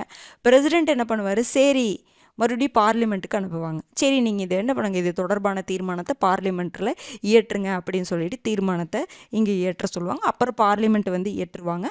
அப்புறம் மறுபடியும் என்ன பண்ணணும், குடியரசுத் தலைவர்கிட்ட ஒப்புதல் வாங்கணும். அப்போ அது வந்து சட்டமாயிரும், புதிய மாநிலம் உருவாயிரும். எப்படி ப்ராசஸ் வருங்களா, ஃபஸ்ட்டு பார்லிமெண்ட் வந்து அனுமதி வாங்கணும் பிரசிடெண்ட்டுக்கிட்ட. பிரசிடெண்ட் வந்து மாநிலங்களுடைய கருத்துக்களுக்காக அங்கே அனுப்புவாரா. அப்புறம் மாநிலம் என்ன பண்ணணும், தன்னுடைய கருத்துக்களை பிரசிடெண்ட்டுக்கிட்ட சொல்லும். பிரசிடெண்ட் என்ன பண்ணுவார், சரி இதை இயற்றிடுங்கன்னு சொல்லிட்டு பார்லிமெண்ட் சொல்லும். பார்லிமெண்ட் வந்து அதை இயற்றி என்ன பண்ணுவாங்க, மசோதாவாக இயற்றி குடியரசுத் தலைவரோட ஒப்புதலுக்காக அனுப்புவாங்க. குடியரசுத் தலைவர் சைன் போட்டுருவார். அப்படி போட்டால் ஒரு மாநிலம் வந்து உருவாயிரும். ஓகேங்களா? சில டைம் என்னென்னா மாநிலங்களே கேட்கலாம். இப்போ கேரளா வந்து கேரளம்னு சொல்லிட்டு பெயர் மாற்றம் பண்ணாங்களா, அப்போ கேரளா என்ன பண்ணாங்கன்னா தன்னுடைய சட்டமன்றத்தில் தீர்மானமாக நிறைவேற்றி என்ன பண்ணுவாங்க, அனுப்புறது, பார்லிமெண்ட்டுக்கு அனுப்புறது, இல்லை பிரசிடெண்ட்டுக்கு மத்திய அரசாங்கத்துக்கு அனுப்புவாங்க. ஓகேங்களா? ஃபஸ்ட்டு அவங்களே ரெக்கமெண்ட் பண்ணுறாங்க, இப்படி நாங்கள் மாற்றிக்கிறோம் அப்படின்னு சொல்லி அவங்களுக்கு ரெக்கமெண்ட் பண்ண. ஏன்னா இவங்க மாற்ற முடியாது, தானே மாற்ற முடியாது. ஆனால் என்ன பண்ணலாம், அதாவது இப்போ கேட்கலாம், ரெக்வஸ்ட்டாக கேட்கலாம், நாங்கள் இதை மாற்றணும் அப்படின்னு சொல்லிட்டு அனுப்பும் பொழுது அப்புறம் என்ன பண்ணுறாங்கன்னா குடியரசுத் தலைவர் என்ன பண்ணுற, பார்லிமெண்ட் வந்து என்ன பண்ணுவாங்க, பார்லிமெண்ட்டுக்கான இது பண்ணுறாங்களா மத்திய அரசாங்கத்துக்கு, பார்லிமெண்ட் குடியரசுத் தலைவருக்கு அனுப்புகிறாரு. மறுபடியும் குடியரசுத் தலைவர் கேரளாட்ட கேட்டிருப்பாங்க. ஓகேங்களா? அவங்க என்ன பண்ணுறாங்க, ஓகேன்னு சொன்னோன்னா மறுபடியும் இப்போ வந்து நாடாளுமன்றத்தில் அதை இயற்றப்பட்டு சட்டமாக மாறிடும் கேரளம்னு. புரிஞ்சுதுங்களா? அப்போ நம்மளும் மாநிலங்களும் தங்களுடைய கேட்கலாம், ரெக்வஸ்ட்டாக வந்து நம்ம கேட்க முடியும்னு நான் சொல்ல வரேன். ஓகேங்களா? ஆனால் இங்கே தான் மாற்ற முடியும், பாராளுமன்றம் தான் மாற்ற முடியும். அதுக்கான ஸ்டெப்பு இது தான். எப்படி பண்ணாலும் நீங்கள் வந்து நம்மளாக கேட்கணுனாலும் மத்திய அரசாங்கத்திட்ட கேட்போமா, தீர்மானமாக நிறைவேற்றி கேட்போம். அப்போ அந்த பார்லிமெண்ட் என்ன பண்ணணும், பிரசிடெண்ட்டுக்கிட்ட முன் அனுமதி வாங்கணும். மறுபடியும் பிரசிடெண்ட் என்ன பண்ணுவார், மறுபடியும் நமக்கு அனுப்புவாங்க. மறுபடியும் நம்ம என்ன பண்ணணும், நம்மளுடைய கருத்துக்களை வச்சு பிரசிடெண்ட்டுக்கு அனுப்பணும். பிரசிடெண்ட் வந்து பார்லிமெண்ட்டுக்கு அனுப்புவாங்க. பார்லிமெண்ட்டு சட்டம் இயற்றி என்ன பண்ணுவாங்க, மறுபடியும் எப்போவுமே ஒரு மசோதா தாக்கல் பண்ணி அதை சட்டமாக பண்ணும்போது பிரசிடெண்ட்டோடைய சைன் வேணும்ல, அப்போ அந்த மாதிரி பண்ணுவாங்க. புரிஞ்சிருக்கும்னு நினைக்கிறேன் எல்லாத்துக்கும். ஓகேங்களா? இது ரொம்ப ரொம்ப முக்கியமானதுங்க, பார்த்துக்கோங்க. ஏன்னா இப்போ வந்து பெயர் மாற்றம் பண்ணியிருக்காங்களா, அதனால் இந்த ப்ராசஸ் கேட்குறதுக்கு வாய்ப்பு இருக்குது. இப்போ புரிஞ்சுதுங்களா, மாநிலங்களுடைய உருவாக்கம் இப்படி தான் இருக்குதுன்னு சொல்கிறாங்க. அடுத்தது பாருங்கள், இது வந்து நம்ம ஸ்கூல் புக்கில் கிடையாது, ஆனால் இதை நீங்கள் தெரிஞ்சுக்கணும். ஒன்றியம், மாநிலம் மற்றும் யூனியன் பிரதேசங்கள். இப்போ நம்ம சொன்னோம்ல 28 மாநிலங்கள் இருக்குது, 8 யூனியன் டெரிட்டரி இருக்குது. அப்போ 28 மாநிலங்கள் என்னென்ன, 8 யூனியன் டெரிட்டரி என்ன, ஓகேங்களா? அப்போ இந்த யூனியன் டெரிட்டரியும் மாநிலத்தை பற்றி சொல்லக்கூடிய ஆர்டிக்கல் எது அப்படின்னு பார்த்தீங்கன்னா சட்டப்பிரிவு 1 முதல் 4 வரைக்கும் இருக்குது. பகுதி 1ல் பார்ட் 1ல் ஆர்டிக்கல் 1லிருந்து 4 வரைக்கும் ஒன்றியம், மாநிலம், யூனியன் பிரதேசங்களை பற்றி தான் சொல்லுது. 28 ஸ்டேட்டோடைய பெயர் என்னென்ன, யூனியன் பிரதேசங்களில் என்னென்ன இருக்குது அப்படின்னு அதை பற்றி சொல்லக்கூடிய ஆர்டிக்கல் 1லிருந்து 4 வரைக்கும். பகுதி எதுங்க, பகுதி 1. ஓகேங்களா? இந்த பகுதி 1ல் நான் முன்னாடியே சொன்ன மாதிரி ஆர்டிக்கல் 1லிருந்து ஆர்டிக்கல் 51A வரைக்கும் கண்டிப்பாக எல்லாத்துக்கும் மெமரி மனப்பாடமாக தெரிஞ்சிருக்கணும். டக்குன்னு நம்ம சொல்லணும், அந்த அளவுக்கு தெரிஞ்சிருக்கணும். ஓகேங்களா? சரி பாருங்கள், பிரிவு 1 என்ன சொல்லுது அப்படின்னா பெயர் மற்றும் அதன் ஆட்சி பகுதிகளை பற்றி சொல்லுது.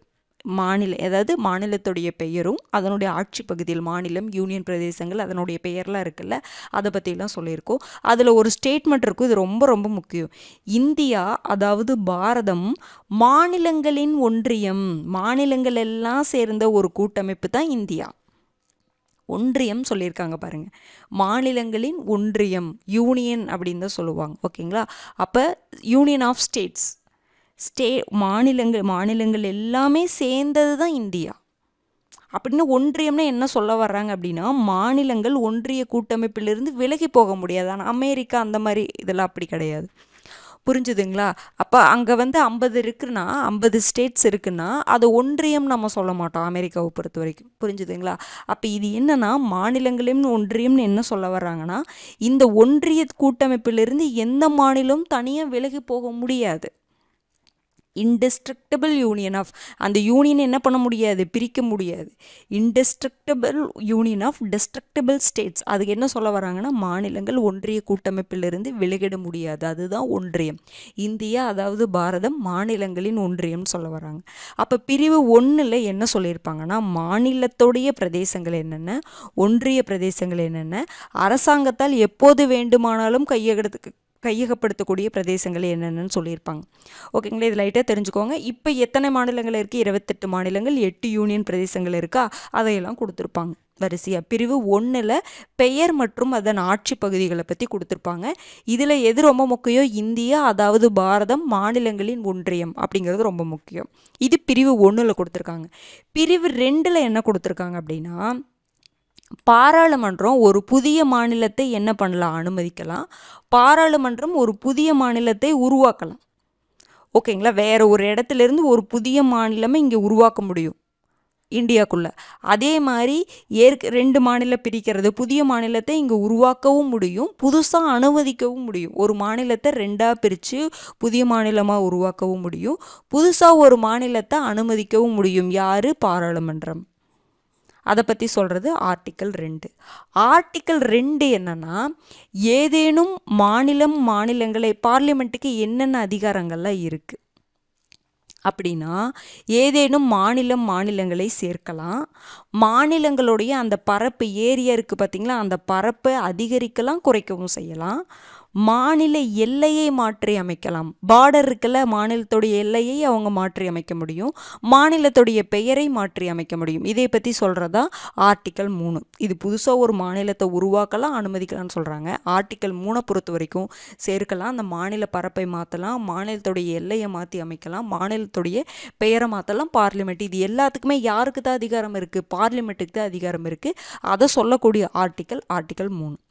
அப்போது இப்படி ஒரு மாநிலத்தை உருவாக்குறது, சேர்க்கறது, பரப்பு அதிகரிக்கிறது, குறைக்கிறது, இல்லை மாநிலத்துடைய எல்லையை மாற்றுறது, மாநிலத்துடைய பெயரை மாற்றுவது, இது எல்லாமே பார்லிமெண்ட் தானே பண்ணணும்னு சொல்லியிருக்கோம். ஆனால் அதுக்கு 2 விதிமுறைகள் இருக்குது. என்ன விதிமுறைகள் அப்படின்னா, குடியரசுத் தலைவருடைய முன் அனுமதியை மசோதா பெற்றிருக்க வேண்டும். அப்போ நாடாளுமன்றம் ஒரு விஷயத்தை, ஒரு மாநிலத்தை உருவாக்குறாங்க, இல்லை அதனுடைய பெயரை மாற்றுறாங்க அப்படின்னா, குடியரசுத் தலைவர்கிட்ட முன் அனுமதியை அந்த மசோதா பெறணும். அப்போ அந்த முன் அனுமதி கொடுக்கறதுக்கு முன்னாடி குடியரசுத் தலைவர் என்ன பண்ணுவார்? சம்பந்தப்பட்ட மாநிலத்தின் சட்டமன்றத்தை அதன் கருத்திற்காக என்ன பண்ணுவார்? அனுப்புவார். நம்ம மேலே பார்த்தோம்ல, அதுதான். அப்போ மாநிலத்துக்கு ஏதோ ஒரு கருத்து தெரிவித்து திருப்பி குடியரசுத் தலைவருக்கு அனுப்புவாங்கள்ல, அந்த மாநிலத்தின் கருத்து குடியரசுத் தலைவரையோ அல்லது பாராளுமன்றத்தையோ கட்டுப்படுத்தாது. அப்படின்னு என்னது? இவங்க சொல்லக்கூடிய மாநில சட்டமன்றம் ஒரு கருத்து சொல்கிறாங்கன்னா அதை கேட்கணும், கேட்கக்கூடாது அப்படிங்கிறது அவங்க முடிவு எடுத்துக்கலாம். இவங்க சொல்கிறத அப்படியே கேட்கணுங்கிற அவசியம் இல்லைன்னு சொல்கிறாங்க. அப்புறம் பாராளுமன்றத்தில் என்ன பண்ணுவாங்க? அப்போ குடியரசுத் தலைவர் ஒப்புதல் தெரிவித்ததுக்கப்புறம், முன் அனுமதி கொடுத்ததுக்கப்புறம் பாராளுமன்றத்தில் என்ன பண்ணுவாங்க? திருத்தம் மேற்கொள்ளப்படும். அது புதிய மாநிலமோ இல்லை புதிய பெயரோ உருவாக்கப்படும். சரி, இப்போ மாநிலம்னா என்ன பண்ணுறாங்க? குடியரசுத் தலைவர் அவங்களுடைய கருத்து கேட்டு அனுப்புகிறாங்கல்ல. யூனியன் பிரதேசங்களை பொறுத்தவரை கருத்து கேட்க தேவை கிடையாது. இப்போ பாருங்கள், ஒரு மாநிலத்துடைய ஒரு பெயரை மாற்றம் பண்ணணும் அப்படின்னா நாடாளுமன்றம் மசோதா அங்கே தாக்கல் பண்ணுறாங்கன்னா அதுக்கு முன்னாடி குடியரசுத் தலைவருடைய முன் அனுமதி வேணும். அதுக்காக நாடாளுமன்றம் அனுப்புகிறாங்க. குடியரசுத் தலைவர் முன் அனுமதி கொடுக்கறதுக்கு முன்னாடி என்ன பண்ணுவார்? அந்த சம்மந்தப்பட்ட மாநிலத்துக்கு என்ன பண்ணுவாங்க? அவங்களுடைய கருத்துக்காக அதை கேட்டு அணுகுவார். ஆனால் ஒருவேளை அது யூனியன் பிரதேசமாக இருந்துச்சுன்னா கேட்க தேவை கிடையாது. அவங்க கிட்ட கருத்து கேட்கணுன்ட்டு அவசியமே கிடையாது. குடியரசுத் தலைவர் முன் அனுமதி கொடுத்து நாடாளுமன்றமே என்ன பண்ணலாம், சட்டம் இயற்றிக்க முடியும். மாநிலங்களுடைய கருத்து அந்த யூனியன் பிரதேசத்துடைய கருத்தை கேட்க தேவையில்லை. அப்போ 2 விதிமுறைகள் என்னென்னு தெரிஞ்சுக்கணும். குடியரசுத் தலைவருடைய முன் அனுமதி வேணும். அப்போ அந்த முன் அனுமதி கொடுக்கறது அப்படிங்கிறது என்னதுங்க, அந்த மாநிலத்துடைய அந்த கருத்து அப்படிங்கிறது பாராளுமன்றத்தையோ இல்லை குடியரசுத் தலைவரையோ கட்டுப்படுத்தாது. ஓகேங்களா? முன் அனுமதி கொடுக்கணும். குடியரசுத் தலைவர் ரெண்டு விதிமுறைகள் என்னென்னங்க, குடியரசுத் தலைவரின் முன் அனுமதியை மசோதா பெற்று இருக்கணும். முன் அனுமதிக்கு முன்னாடி குடியரசுத் தலைவர் சம்மந்தப்பட்ட அந்த மாநிலத்துடைய அந்த கருத்துக்காக அணுகணும். இந்த 2 விதிமுறைகள் பார்த்து வச்சுக்கோங்க. அடுத்தது பாருங்க, ஆர்டிக்கல் 4 ரொம்ப ரொம்ப முக்கியமானதுங்க. என்னன்னா, ஆர்டிக்கல் 2, 3 இன் கீழ் ஏற்படுத்தப்படும் சட்டங்கள் விதி 368 கீழ் சட்ட திருத்தமாக கருதப்பட மாட்டாது. அதாவது ஆர்டிக்கல் 2, 3 ரெண்டுமே என்னதுங்க, ஒரு புதிய மாநிலத்தை உருவாக்குறது, புதிய மாநிலத்தை சேர்க்கறது, அப்புறம் பார்த்திங்கன்னா எல்லையை மாற்றம் பண்ணுறது, பெயர் மாற்றம் பண்ணுறது, இதுக்கெல்லாம் பாராளுமன்றத்துடைய அதிகாரத்தை பற்றி தானே சொல்லியிருக்கு. அப்போது இதையை நீங்கள் நாடாளுமன்றத்தில் என்ன பண்ணுறீங்க, சட்ட திருத்தமாக கொண்டு வரணும். அதானுங்க நம்ம ஆர்டிக்கல் 1ல் இப்போ நீங்கள் ஒரு புதிய கேரளா அப்படிங்கிற ஒரு பெயரை கேரளம்னு நம்ம மாற்றுறோம். ஓகேங்களா? அப்போ ஆர்டிக்கல் 3ல் வருமா? அப்போ இது புதிய பெயர் மாற்றம் பண்ணுறோம். அப்போ இங்கே ஆர்டிக்கல் 1ல் உங்களுக்கு என்னென்ன இருக்கும், மாநிலங்களுடைய பெயர்கள்லாம் இருக்குல்ல. அப்போ கேரளாங்கிறது நீங்கள் என்னென்னு மாற்றுவீங்க, கேரளம்னு அப்படின்னு நாங்கள் மாற்றுவீங்க. இப்போ இது அரசமைப்பில் ஒரு திருத்தம் பண்ணுறோம். அப்போ அரசமைப்பில் ஒரு திருத்தம் பண்ணுறோம்னா அது என்னதுங்க, அரசமைப்பு சட்ட திருத்தம் தானே சொல்லுவோம். அப்போ அரசமைப்பு சட்ட திருத்தத்தை பற்றி என்ன சொல்லுவோம், ஆர்டிக்கல் 368 தானே. அப்போ ஆர்டிக்கல் 368ல் உங்களுக்கு என்னென்ன ப்ரொவிஷன் இருக்கும், அதாவது சிறப்பு பெரும்பான்மை அப்படிங்கிற மாதிரிலாம் நம்ம பார்த்தோம்ல. சிறப்பு பெரும்பான்மையின் படி பண்ணுறது, இன்னொன்று சிறப்பு பெரும்பான்மை மற்றும் மாநிலங்களுடைய பாதிக்கும் மேற்பட்ட மாநிலங்களுடைய ஆதரவின் அடிப்படையில் வர்றதெல்லாம் தான் என்னதுங்க ஆர்டிக்கல் 368 சொல்லும். நம்ம இதை பார்த்த ஞாபகம் இருக்குங்களா, அரசியலமைப்பு சட்ட திருத்தத்தை பற்றி நம்ம ஒரு டாப்பிக்கே பார்த்தோம், மறந்துருக்காதுன்னு நினைக்கிறேன். ஆர்டிக்கல் 368ல் என்னென்ன இருக்கும், ஒன்று சிறப்பு பெரும்பான்மை ஒன்று இருக்கும், இன்னொன்று என்னென்னா சிறப்பு பெரும்பான்மை மற்றும் பாதிக்கும் மேற்பட்ட மாநிலங்களுடைய அந்த ஆதரவு இருக்கணும் அப்படின்னு சொல்லி அதன் அடிப்படையில் என்ன பண்ணுவாங்க, தீர்மானமாக நிறைவேற்றுவாங்க. இதுதான் ஆர்டிக்கல் 368ல் இருக்கும். ஓகேங்களா? அப்போ ஆர்டிக்கல் 368னா அரசமைப்பில் ஏதாவது சட்ட திருத்தம் பண்ணணும்னா ஆர்டிக்கல் 368 அடிப்படையில் என்ன பண்ணுவாங்க, சட்ட திருத்தம் பண்ணுவாங்க. ஆனால் இதுக்கு நம்ம ஆர்டிக்கல் 368 மாதிரி நம்ம பயன்படுத்த வேண்டியது கிடையாது. ஆர்டிக்கல் 368ல் ஸ்பெஷல் மெஜாரிட்டி, சிறப்பு பெரும்பான்மை, அப்புறம் பாதிக்கு மேற்பட்ட மாநிலங்களின் ஆதரவு அப்படிங்கிற மாதிரி கான்செப்ட்லாம் இருக்குல்ல, ஸ்பெஷல் மெஜாரிட்டி, அதெல்லாம் இங்கே தேவையில்லை. சிறப்பு பெரும்பான்மை இங்கே தேவை கிடையாது. சட்டங்கள் சாதாரண பெரும்பான்மை மற்றும் சாதாரண சட்ட செயல்பாடுகள் மூலம் நிறைவேற்றப்படும்.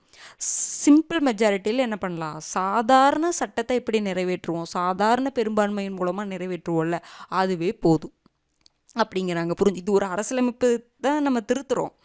ஆனால் அரசியலமைப்பு சட்ட திருத்தத்தை பற்றி 368ல் சொல்லுது. அரசியலமைப்பு சட்ட திருத்தத்தில் அந்த 368ல் நம்ம சட்ட திருத்தம் பண்ணுற மாதிரி பண்ண தேவையில்லை இதுக்கு அப்படின்னு சொல்கிறாங்க. அதுதான் ஆர்டிக்கல் 4. ரொம்ப ரொம்ப முக்கியமானதுங்க இந்த ஆர்டிக்கல். ஆர்டிக்கல் 368 படி நம்ம திருத்தம் பண்ண வேண்டியது கிடையாது. அப்படின்னு என்ன அர்த்தம், சிறப்பு பெரும்பான்மையின் மூலம் திருத்தம் பண்ண வேண்டியதில்லை, சாதாரண பெரும்பான்மையின் மூலமாக நம்ம திருத்தம் பண்ணாவே போதுமானது. சாதாரண சட்டத்தை பண்ணுவோம்ல, அதுக்கு தேவைப்படக்கூடிய அந்த சிம்பிள் மெஜாரிட்டியே போதும் அப்படின்னு சொல்கிறாங்க. ரொம்ப ரொம்ப முக்கியமானது. ஓகேங்களா? இந்த 4 ஆர்டிக்கலை பார்த்துக்கோங்க. அடுத்தது பாருங்கள், இது ரிலேட்டடான ஒரு பெருபாரி யூனியன் வழக்கு அப்படின்னு சொல்லிட்டு 1960 உங்களுக்கு நடந்திருக்கும், தீர்ப்பு கொடுத்துருப்பாங்க. இது என்ன அப்படின்னு பார்த்தீங்கன்னா, மேற்கு வங்காளத்தில் பெருபாரி அப்படிங்கிற ஒரு கிராமம் இருக்குது. ஓகேங்களா? நமக்கு இந்தியா பாகிஸ்தான் பிரிவினை நடந்துச்சு. ராட்க்ளிஃப் தான் என்ன பண்ணியிருப்பார், அந்த எல்லை இது பண்ணியிருப்பார். அவருடைய அறிக்கையில் பார்த்தீங்கன்னா இந்த பெருபாரி இது மேற்கு வங்கத்தில் இருக்கக்கூடிய ஒரு பகுதி தான் பெருபாரி. ஓகேங்களா? ஆனால் அதை இந்தியாவுக்குள்ளே குறிக்கலை. ராட்க்ளிஃப் அறிக்கையில் இந்தியாவுக்குள்ளே குறிக்கலை. அப்படிங்கும் பொழுது என்ன ஆகும், இந்தியா என்ன பண்ணுச்சு, பாகிஸ்தான் என்ன பண்ணாங்கன்னா, இது இந்தியாவுக்குள்ளே இவங்க குறிக்கலை அப்படிங்கிறதுக்காக பாகிஸ்தான் அவங்களுக்குள்ளே வச்சுக்கிட்டாங்க. பாகிஸ்தான் தனக்கு அப்படின்னு சொல்லிட்டு சொந்தம் கொண்டாட ஆரம்பித்தாங்க. அப்போ பிரச்சனையாகுது. ஓகேங்களா? அப்போ இந்த பிரச்சனையாகுது. அப்போ போராட்டம்லாம் நடக்குது. அப்போ ஜவஹர்லால் நேருக்கும் பாகிஸ்தான் பிரைம் மினிஸ்டருக்கும் வந்து ஒரு ஒப்பந்தம் நடக்கும். அந்த ஒப்பந்தத்தின் அடிப்படையில் பெருபாரியை பாகிஸ்தானுக்கு கொடுத்துருவாங்க. ஓகேங்களா? அப்போ தான் வந்து ஒரு கேஸ் நடக்குது. பெருபாரி எப்படி வந்து நம்ம பகுதியை வந்து இன்னொருத்தவங்களுக்கு கொடுக்கலாம், இன்னொரு நாட்டுக்கு நம்ம கொடுக்கலாம். அதாவது ஒரு புதிய மாநிலத்தை உருவாக்குறக்கும் அந்த மாதிரி அதிகாரம்லாம் நமக்கு இருக்குது. நம்மக்கிட்ட இருக்கிற ஒரு பகுதியை எடுத்து இன்னொரு நாட்டுக்கு கொடுக்க முடியுமா அப்படிங்கிற மாதிரி இது நடக்குது. அப்படிங்கும் பொழுது பெருபாரி யூனியன் வழக்கு, பெருபாரி அது சம்மந்தமான ஒரு வழக்கு தான் இது. அந்த வழக்குக்கு முன்னாடி பிரிவு 3 இந்தியாவின் பிரதேசங்களை வெளிநாடுகளுக்கு வழங்குவதற்கான அதிகாரத்தை தருகிறதா அப்படிங்கிற ஒரு கேள்வி எழுது. பிரிவு 3ல் எல்லையை மாற்றலாம், புதிய மாநிலத்தை சேர்க்கலாம், அந்த மாதிரிலாம் சொல்லுது. அப்போ இந்த பிரிவு 3 இந்தியாவில் இருக்கக்கூடிய ஒரு பகுதியை வெளிநாடுகளுக்கு வழங்குவதற்கான அதிகாரத்தை இந்த பிரிவு தருதா அப்படின்னு சொல்லிட்டு ஒரு கேள்வி எழுது. ஓகேங்களா? மாநிலத்தின் எல்லையை குறைப்பதற்கு மட்டுமே அதிகாரம் இருக்குது. அப்போ இந்த வழக்கில் என்ன தீர்ப்பு சொல்கிறாங்க அப்படின்னா, மாநிலத்துடைய எல்லையை குறைப்பதற்கு தான் அதிகாரம் இருக்குது, ஆனால் நாட்டின் பரப்பினை குறைக்க அதிகாரம் கிடையாது அப்படின்னு சொல்கிறாங்க. இந்த பிரிவின் படி, இந்த பிரிவு 3 இருக்குது பார்த்தீங்களா, இந்த பிரிவு 3ன் படி ஒரு மாநிலத்துடைய எல்லையை வேணால் குறைக்கலாம், அதுக்கு வேணால் அதிகாரம் இருக்குது. நாடாளுமன்றத்துக்கு சாதாரண பெரும்பான்மையின் மூலமாக நிறைவேற்றி ஒரு மாநிலத்துடைய எல்லையை குறைக்கலாம், ஒரு நாட்டின் பரப்பை குறைக்க முடியாது அப்படின்னு சொல்கிறாங்க. வெளிநாட்டிற்கு இந்திய அப்படி சரி, அப்போ வெளிநாட்டிற்கு அந்த பகுதியை தந்தே ஆகணும் அப்படின்னா என்னங்க பண்ணுறது அப்படின்னா, வெளிநாட்டிற்கு இந்திய நிலப்பகுதியை தரும் பட்சத்தில் பிரிவு 368 குறிப்பிட்டப்பட்டது போல சட்ட திருத்தத்தின் வாயிலாகவே கொடுக்க வேண்டும். இப்போ புரிஞ்சுதுங்களா? நீங்கள் சாதாரண பெரும்பான்மையின் மூலமாக இப்போ இந்த பிரிவு 2, 3 அது எல்லாம் நம்ம பண்ணணும்னா சாதாரண பெரும்பான்மை இருந்தாவே பண்ணிட முடியும். ஒரு மாநிலத்துடைய பெயர் மாற்றம் பண்ணுறது, எல்லை எல்லாம் நிர்ணயிக்கிறது ஒரு சாதாரண பெரும்பான்மை மூலமாக பண்ணிட முடியும். ஆர்டிகல் 368 படி பண்ணணுன்ட்டு அவசியம் இல்லைன்னு சொல்லி ஆர்டிகல் 4ல் சொல்லியிருக்கிறாங்க. இப்போது நம்ம பிரதேசத்திலிருந்து நீங்கள் நம்ம நாட்டிலிருந்து ஒரு பிரதேசத்தை இன்னொரு நாட்டுக்கு கொடுக்குறீங்க. அப்படி கொடுக்கும் பொழுது என்ன பண்ணணும் அப்படின்னா, இவங்க சொல்கிறாங்க வெளிநாட்டிற்கு இந்திய நிலப்பகுதியை தரும் பட்சத்தில், இந்த வழக்கில் என்ன தீர்ப்பு சொல்கிறாங்க, வெளிநாட்டிற்கு இந்திய நிலப்பகுதியை தரும் பட்சத்தில் பிரிவு 368 குறிப்பிடப்பட்டது போல சட்ட திருத்தத்தின் வாயிலாக தான் கொண்டு வரணும். பிரிவு 368 ஸ்பெஷல் மெஜாரிட்டி படி, சிறப்பு பெரும்பான்மையின் படி என்ன பண்ணணும், அந்த மசோதா நாடாளுமன்றத்தில் நிறைவேறினா மட்டும்தான் அதை என்ன பண்ண முடியும், இன்னொரு நாட்டுக்கு அந்த பிரதேசத்தை கொடுக்க முடியும் அப்படின்னு சொல்கிறாங்க. அந்த மாதிரி பிரிவு 368 அடிப்படையில் ஸ்பெஷல் மெஜாரிட்டி சிறப்பு பெரும்பான்மையின் மூலமாக 9th அமெண்ட்மெண்ட் ஆக்ட் 1916 மூலமாக என்ன பண்ணியிருப்பாங்க அப்படின்னா, பெருபாரியை வந்து பாகிஸ்தானுக்கு கொடுத்துருப்பாங்க. புரிஞ்சுதுங்களா? முன்னாடி ஒரு சாதாரண பெரும்பான்மையின் மூலமாக பண்ண முடியாதுன்னு சொல்லி சிறப்பு பெரும்பான்மை வேணும் இதுக்கு மட்டும். இந்த விஷயத்தை நீங்கள் ஞாபகம் வச்சுக்கணும். இங்கே இருக்கக்கூடிய ஒரு பகுதியை சரி இன்னொரு நாட்டிலேருந்து நமக்கான பகுதியை எடுக்கிறதுக்கு சாதாரண பெரும்பான்மை போதும். ஆனால் இங்கே இருக்கக்கூடிய ஒரு பகுதியை நீங்கள் இன்னொரு வெளிநாட்டுக்கு கொடுக்குறீங்க அப்படின்னா மற்றதுக்கெல்லாம் பயன்படுத்துகிற மாதிரி சாதாரண பெரும்பான்மை கிடையாது. ஆர்டிகல் 368 அந்த ஸ்பெஷல் மெஜாரிட்டியின் படி தான் என்ன பண்ண முடியும், கொடுக்க முடியும் அப்படின்னு சொல்லிட்டு இதில் தீர்ப்பு கொடுப்பாங்க. அதன் அடிப்படையில் என்ன பண்ணியிருப்பாங்க, 368 படி சட்ட திருத்தம், அரசமைப்பு சட்ட திருத்தம் இயற்றி பெருபாரியை வந்து பாகிஸ்தானுக்கு கொடுத்துருப்பாங்க. ஓகேங்களா? இது புரிஞ்சுதுங்களா? இது ரொம்ப முக்கியமானதுங்க, இது பார்த்துக்கோ. இப்போ நம்ம பார்த்ததுலேயே எது முக்கியமானதுன்னா இந்த 4 ஆர்டிக்கல் ரொம்ப ரொம்ப முக்கியமானது. 4 ஆர்டிக்கல் என்னென்ன சொல்லுது, ஓகேங்களா? அது இந்த கேஸ் ரொம்ப முக்கியம். இந்த பெருபாரி யூனியன் வழக்கு 1960 நடக்குது பார்த்தீங்களா, அந்த கேஸ் ரொம்ப முக்கியம். இந்த ஆர்டிக்கல் 4 என்ன சொல்லுது அப்படிங்கிறது நல்லா படித்து வச்சுக்கோங்க. அப்போ அவ்வளோதான். அப்போ 28 மாநிலம், 8 யூனியன் பிரதேசங்கள் இருக்குது. என்னென்ன இருக்குது நம்ம முன்னாடியே பார்த்துட்டோம். அதெல்லாம் எப்போவெல்லாம் உருவாச்சு அப்படிங்கிறது ஒரு மேப் நீங்கள் எடுத்துக்கோங்க. என்ன சொல்லலாம் அப்படின்னா, ஒரு மேப் வாங்கிக்கோங்க. பொலிட்டிக்கல் மேப் மாதிரி ஒரு நமக்கு கிடைக்கும்ல, சும்மா சிம்பிளாக கிடைக்கும்ல, ஏதாவது எழுதாமல் இருக்கிற மாதிரி, நீங்கள் எம்டியாக இருக்கிற மாதிரி மேப் மட்டும், வெறும் மேப் மட்டும் எழுதாமல் இருக்கிற மாதிரி வாங்கி நம்ம என்ன பண்ணணும் அப்படின்னா, நீங்கள் அந்தந்த மாநிலங்களில் எழுதி அந்தந்த மாநிலங்கள் எப்பப்போ உருவாச்சு அப்படின்னு பக்கத்தில் எழுதி வச்சுக்கோங்க. எந்த அமெண்ட்மெண்ட் மூலமாக உருவாச்சுன்னா எழுதி வச்சுக்கோங்க. அப்புறம் அதான் எந்த அமெண்ட்மெண்ட்டு, எந்த சட்டம், அது எப்போ யூனியன் டெரிட்டரியாக இருந்துச்சு, எப்போ மாநிலமாக மாறுச்சு, இப்படிங்கிற மாதிரி ஒரு விஷயத்த அந்த மேப்புக்குள்ளே அடக்கிட்டிங்கன்னா உங்களுக்கு படிக்கிறதுக்கு ஈஸியாக இருக்கும். எழுதி அப்படியே பக்கத்தில் ஒட்டி வச்சுக்கோங்க. இது மறக்கிறது தானே. அப்போ மறக்கிற மாதிரி விஷயங்கள் எல்லாத்தையுமே நம்ம வந்து ஓட்டி வைக்கணும் அப்படின்ட்டு இல்லைங்க, நமக்கு மறக்கும், மேப்பெல்லாம் மறக்கும், இந்த வருடங்கள்லாம் மறக்கும். அப்போ அதையே நீங்கள் ஒட்டி வைக்கணும் பக்கத்தில். மேப்பெல்லாம் கண்டிப்பாக நீங்கள் படிக்கிற இடத்துல இருக்கணும். ஓகேங்களா? அப்போ நீங்கள் எழுதி அந்த இடத்துல ஒட்டி வச்சுட்டிங்கன்னா அடிக்கடி பார்ப்பீங்கல்ல, ஏதோ யோசிச்சுட்டே இருப்பீங்க, அப்போ அதை பார்ப்பீங்கல்ல, பார்க்கும்பொழுது உங்களுக்கு அது மைண்டில் உங்களையே அறியாமல் உங்களுக்குள்ள பதிவாயிரும். அதுக்காக தான் சொல்கிறேன், உங்களுக்கும் ஈஸியாகவும் இருக்கும், அந்த பிளேஸ் எல்லாம் கண்டுபிடிக்கிறதுக்கு ஈஸியாக இருக்கும். அந்த ஒரு பிக்சராக பார்க்கும்பொழுது நமக்கு மனசுக்குள்ளே நல்லா பதியும் பார்த்தீங்களா? அதுக்காக தான் நான் சொல்கிறேன். நீங்கள் அதை வந்து செல்லில் ஒரு பதிவு பண்ணி வைக்கிறது அப்படி பண்ணாமல் ஒரு ரியலாக ஒரு விஷயத்த பண்ணீங்கன்னா அப்படின்னா அது நல்லா பதிவாகும். செல்லில் ஒரு பிடிஎஃப் இப்போ நீங்கள் இப்போ ஒரு கூகுளில் சர்ச் பண்ணிங்கன்னா உங்களுக்கு எல்லாமே வந்துடுது. ஆனால் அது வந்து மனசில் பதியாது கண்டிப்பாக. செல்லில் நான் பிக்சராக வச்சுக்கிறேங்க, அதை நான் பார்த்துக்கிறேன் அப்படின்னா அது பதியவே பதியாது. உங்களுக்கு நீங்கள் படிக்கிற இடத்துல, அது சின்ன இடமா இருந்தாலும் சரி, பெரிய இடமா இருந்தாலும் சரி, படிக்கிற இடத்துல ஒட்டி வைங்க. ஓகேங்களா? அது என்றைக்குமே பார்க்குற மாதிரியே வச்சுக்கோங்க. கண்டிப்பாக இந்த வருடங்கள்லாம் ஞாபகம் இருக்கணும்னா இதை மாதிரி நீங்கள் பண்ணுங்கள்.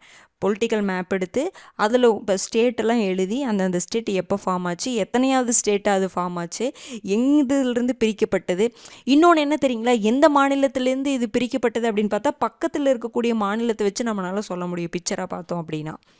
நம்மளா மனப்பாடம் பண்ணிட்டு இருந்தோம்னா எந்த மாநிலத்திலேருந்து இவங்க பிரிச்சிருப்பாங்க அப்படிங்கிறது குழப்பமா இருக்கும். இப்போ நீங்கள் எழுதி வச்சுக்கிட்டிங்கன்னா பக்கத்தில் இருக்கக்கூடிய மாநிலத்தை வச்சு உங்களால் சொல்ல முடியும், இந்த மாநிலத்திலேருந்து இது பிரிச்சிருக்காங்க அப்படின்னு நம்மளால் சொல்ல முடியும். அப்புறம் அதுலேயே பெயர் மாற்றம் எந்த ஆண்டு அப்படிங்கிறதெல்லாம் கூட நீங்கள் நோட் பண்ணி வச்சுக்கலாம்.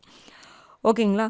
அப்போ இதில் பாருங்கள், இதில் மேலே இருக்கக்கூடிய இந்த சவால்கள்லாம் நீங்கள் ஜஸ்ட்டு ரீட் பண்ணிக்கிட்டால் போதுமானது. பெருசாக இதில் ஒன்றுமே இல்லை, நோட் பண்ணுற மாதிரி எதுவுமே கிடையாது.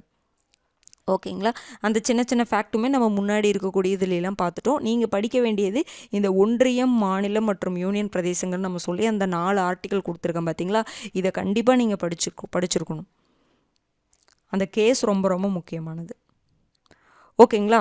அது போக இன்னொன்று என்ன சொல்லணும்னு பார்த்தேன்னா, அப்புறம் உங்களுக்கு போன இதில் பார்த்தீங்கன்னா ஃபசல் அலி கமிஷன் வந்து உங்களுக்கு எப்போ ஃபார்ம் ஆச்சுன்னு எப்போ சொல்லாமல் விட்டுருப்பேன்னு நினைக்கிறேன். அதாவது 22 டிசம்பர் 1953 அறிக்கையை சமர்ப்பிச்சாங்க அப்படிங்கிற மாதிரி நான் சொல்லியிருப்பேன்னு நினைக்கிறேன். 1955 அறிக்கையை சமர்ப்பிச்சிருப்பாங்கன்னு நான் சொல்லியிருக்கேன். இதையும் அறிக்கையை சமர்ப்பிச்சாங்க அப்படிங்கிற மாதிரியே நோட்ஸ் உங்களுக்கு அப்படியே கொடுத்துருப்பேன்னு நினைக்கிறேன். அதாவது பார்த்தீங்கன்னா ஃபசல் அலி கமிஷன் 22 டிசம்பர் 1953 அமைக்கிறாங்க. அதனுடைய ரிப்போர்ட்டு 1955 வருது. இதை மட்டும் கொஞ்சம் பார்த்துக்கோங்க. ஏன்னா 1953 அறிக்கையை சமர்ப்பிக்கிறாங்க அப்படிங்கிற மாதிரி நான் சொல்லியிருப்பேன், அதை மட்டும் மாற்றிக்கோங்க. 22 டிசம்பர் 1953. அந்த 3 கமிஷனுமே ரொம்ப முக்கியம். எந்த ஆண்டு அமைச்சாங்க, மற்ற 2 தார் ஆணையமும் ஜேவிபி குழு ரெண்டுமே 1948 தான். இது மட்டும் 1953. ஓகேங்களா? எப்போ யார் யாரெல்லாம் மெம்பர்ஸாக இருக்கிறாங்க, அவங்க என்ன சொன்னாங்க அப்படிங்கிறது கண்டிப்பாக பார்த்துக்கணும். அதே மாதிரி பார்த்தீங்கன்னா ஜேவிபி குழு சரி, தார் ஆணையம் 2 எஸ்கே தார் கமிஷன் ரெண்டுமே பார்த்தீங்க அப்படின்னா உங்களுக்கு மொழிவாரி மாநிலம் அப்படிங்கிறத அமைறதில் ஆதரவு தெரிவிக்கலை. ஓகேங்களா? ஜேவிபி குழு கொஞ்சம் கடைசியாக அந்த கொஞ்சம் லைட்டாக இது பண்ணாங்க. ஆனால் தெரிவித்தாங்களான்னு கேட்டால் ஆதரவு தெரிவிக்கலை அப்படிங்கிறது நீங்கள் ஞாபகம் வச்சுக்கோங்க. ஓகேங்களா? இதில் பார்க்க வேண்டியது நீங்கள் அவ்வளோதான். அடுத்த 2 வீடியோலையுமே பார்த்தீங்கன்னா சும்மா உங்களுக்கு வந்து அதாவது இந்த ஒன்றிய மாநிலம் யூனியன் பிரதேசங்களை பொறுத்த வரைக்கும் உங்களுக்கு அடுத்த 2மே வந்து ஜென்ரலான பாயிண்ட்ஸ் தான் இருக்கும். மனப்பாடம் பண்ணுற மாதிரி ஒன்றுமே கிடையாது. நீங்கள் படிக்க வேண்டியது இந்த 4 ஆர்டிக்கல், அப்புறம் மாநிலங்களில் எப்பப்போ ஃபார்ம் ஆச்சு நம்ம பார்த்தோம்ல, அது கண்டிப்பாக பார்த்துக்கணும். அந்த 3 ஆணையங்கள் மாநிலங்கள் எப்பப்போ ஃபார்ம் ஆச்சு, இந்த ஆர்டிக்கல் 4 ஆர்டிக்கல் இதுதான் மெயின். மற்றபடி எல்லாமே ஸ்டேட்மெண்ட் நீங்கள் மனப்பாடம் பண்ணோட்டா, அது சும்மா நீங்கள் லைட்டாக வீடியோவாக கேட்டுக்கோங்க, இல்லைன்னா புக்கில் அண்டர்லைன் பண்ணி வச்சு படிச்சுக்கோங்க, அவ்வளோதான். நீங்கள் நோட்ஸ் எடுக்க வேண்டியது இதுதான். ஓகேங்களா? கம்ப்ளீட் பண்ணிவிட்டேன்னு கமெண்ட் பண்ணுங்கள். அடுத்த வீடியோவில் சந்திக்கலாம். நன்றி.